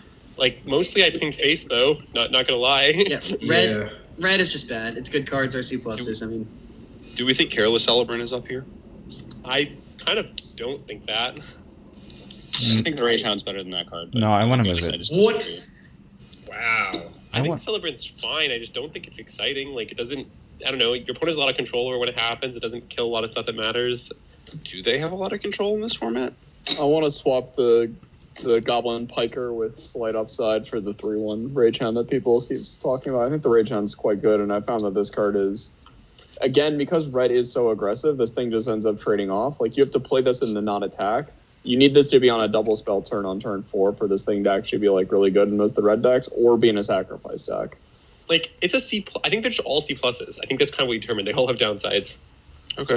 I think I like also the Rage fine. Hound over all of those, like the Manticore, the Celebrant. I agree with that. Yeah, but everyone seems to have wildly varying opinions on this, so I don't know what to do. Why do you guys like the Manticore so much? I've not really liked that card. Just picks off stuff. Cheap 4-power creature. The body is also just like pretty nice. Like it's a 3-mana 4/2. Like it's not even you're paying nothing for the ability and for being an enchantment. yeah, and you can put the the 4 damage thing on it, and now it's 5/3 smashing them on turn 4. Yeah, Like it's a lot of power, but it's still just a 4/2. Like a lot of the times. Can we It's get supposed to this be faithful, stupid card further down? Okay, wait. So I hope you know what I'm gonna say here, but if you're drafting a red white heroes deck, things that make 2 bodies are quite valuable. This is a thing that makes 2 bodies and a hero. Like I understand it costs 5. I'm not saying it's like a premium card, but I had it in a red white heroes deck and it was kind of actively good. Like I kind of like where it's at. I liked it. Oh, I've had a similar experience. It's actually been totally decent. Like I like that card more than I like Omen of the Forge. Let me tell you. But I had a deck with 3 of the card and wish it was the 5-mana 4/5 most of the time. Why do you hate Omen of the Forge so much? Like there's plenty of 3-drops that it kills. It's got flash to trigger all your blue-red shit. It's an enchantment to trigger your constellation shit. It scries like. I guess does so much. I just don't like it in. I guess I like it in the blue-red deck, and I would probably like it in like a controlling red deck, but I don't like it in red-white, and I don't like it in red-green. But black red is nice. I like it in black red a lot. It's like a really nice thing to sacrifice to Final Flare or whatever. Mm-hmm. Yeah, there's a lot of ways to stack enchantment. I will freely admit I have not drafted black red much, so like maybe I'm just like it because I don't draft that deck a lot. I'll move it higher in my order if I draft black red. Heroes of the Revel has not been very good for me, but yeah, I take the heroes at completely flipped rates. I think the 3-drop's so much better than 5-drop. I was gonna say that I can't imagine. Like, I'm looking at like the other cards in C+, and these are all cards that I prioritize, and I don't. You're right. Move it down. Like, if Riptide Turtle's a C, this card's a C. Yeah, it's a C. Yeah, sure. Yeah. It's just a high C. That's fine. And Final Flare is a fine C+. Like, I've been pretty happy. I want that down. You want that down? I think Aspect's better than Final Flare. I don't think Final Flare is great. I end up cutting it a significant amount of the time. Like, I'm not prioritizing it. I think Aspect has been pretty good for me. I also think Aspect is better than Final Flare. I think in terms of the draft, like, Final Flare is a card you should try to wheel. Does anyone think Final Flare is supposed to be C+? Like, seems like we all want it down. I've liked it. Like, I think I'm happy to have a copy in my deck, but... Should it be a high C then? Yeah, high C is fine. Okay. Yeah, It's a nice I sideboard might be the card highest on it. I am also quite high. I mean, I enjoy Aspect of Manticore a ton, so... I want Aspect of Manticore to be a C+. Yeah, I'm good with that. But I'm also good with... I also would want... Yeah, Final Flare and Aspect of Manticore I have as the best of those, of everything. In the red-white heroic deck, it triggers your heroic things as a good combat trick. In the red-green deck, it just makes all your creatures big and, like, wins all the combats for you with your high-power creatures. Like, it does what you want to do. Like, I don't know. My issue with I think Alan discussed this before. Yeah, it's too expensive. He'd rather the 1-mana stuff. Like, he was playing Infuriate over it because the first strike goes away and then it's just like doesn't matter anymore. But obviously Tommy likes it because it's good with all the white cards. It's good with Pious Wayfinder. And my impression has been similar to Alan's. I also think it's good with the red-green cards. Like, I've liked this card. I've been on Alan's side of this where I just want the more efficient card every time. Like, I'm okay with this just being the top of C, but, like, it should be high C at the very least. Then I'm going to have some discussions with people about Gift of Strength, because that card fucks people up. I strongly prefer Infuriate to Aspect of Manticore. Okay. I like all the pump spells. I feel like, yeah, like, the Aspect of Manticore, like, it wins you one combat, and then your creature just, like trades off after. It isn't particularly nice in the white deck because it triggers the Wayfarer, but, like... I think in every other deck I would prefer Infuriate. Like, the stunting on Infuriate is actually, like, pretty nice, and 1 mana versus 3 is such a big difference. I won't argue with that, because I think Infuriate's nice as hell. I think that's part of why I like Aspect of Manticore with, like, in decks where I'm playing the 1/2 flyer. Yeah, it's good in white decks. We can move Infuriate up, for sure. I guess... I'm not hating on Infuriate. Can you guys hear me? Yes. Yeah. I guess Aspect's also nice with that Stampede Rider thing. Yeah. Yep, done that too. Yeah. Also, okay, this may be specific to red-green, but it's actually really nice to land your Aspect and your Warbriar's Blessing on the same creature, but I understand that's, like, pretty specific. Okay.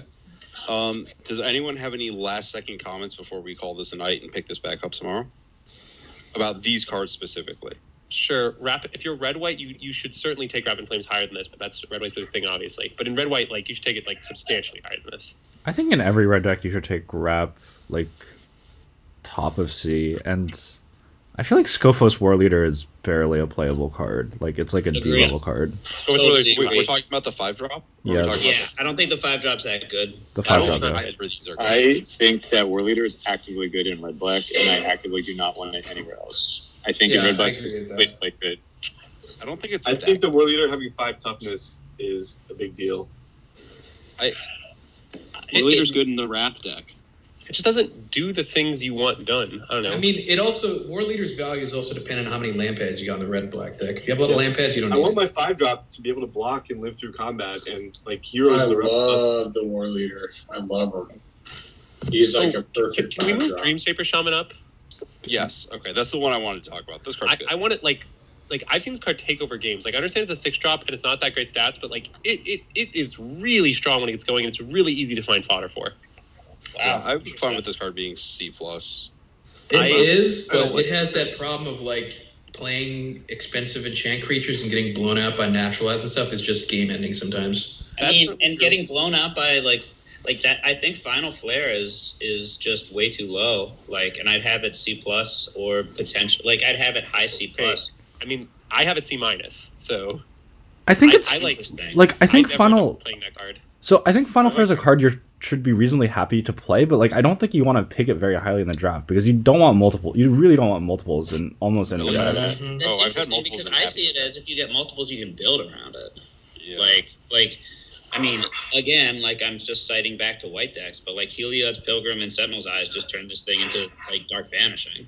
Wait, Tommy, I actively don't like the card in white decks because I don't have space for it. Like I don't want to sack my tokens. I want all my tokens in play forever. Like I just I don't know. And with Omen of the Sun, like it's so easy to have these things that you want to be, that you're totally fine with sacrificing. It's just a 3 mana. It's just dark banishing in those decks. I mean, sacrificing the Omen is not sacrificing omens is not free. Like you give up a scry 2 down the line. Like it. Well, I mean, it's either sacrificing the Omen or sacrificing a token that has chumped something. Stuff like it's sacrificing a Sentinel's Eyes, so it's costing you just 2 cards in a graveyard. But I don't know. My experience is just that I usually end up caring about all those things, and also just I don't have a lot of slots in my deck for cards that aren't enchantments, aren't promise spells, and aren't creatures. Like, I guess the decks that I'm drafting, I've been playing a ton of Rapid Fleets, and so I think that it must just be in the Aura deck. I see it as pretty nice. I think the other thing about the card is you can't discount the fail case of just having a completely unusable card down to 0, right? Like that is a really serious fail case. I have not had the experience where I'm putting it in my deck when that happens, but I've just had this card in bad 7s, and it can just be so horrible. Yes, the fail case is very real. So 2 things. 1, with London Bolt, being able to throw down the bottom if you're light is nice. And 2, I don't know if someone said this already, but the fact that a lot of the removal is enchantment based, and you can just sack it to this is nice. Okay, I'm out. Night. Okay, night everybody. Good night, everyone. Back up here tomorrow. Later. Later. Good night. Thank you.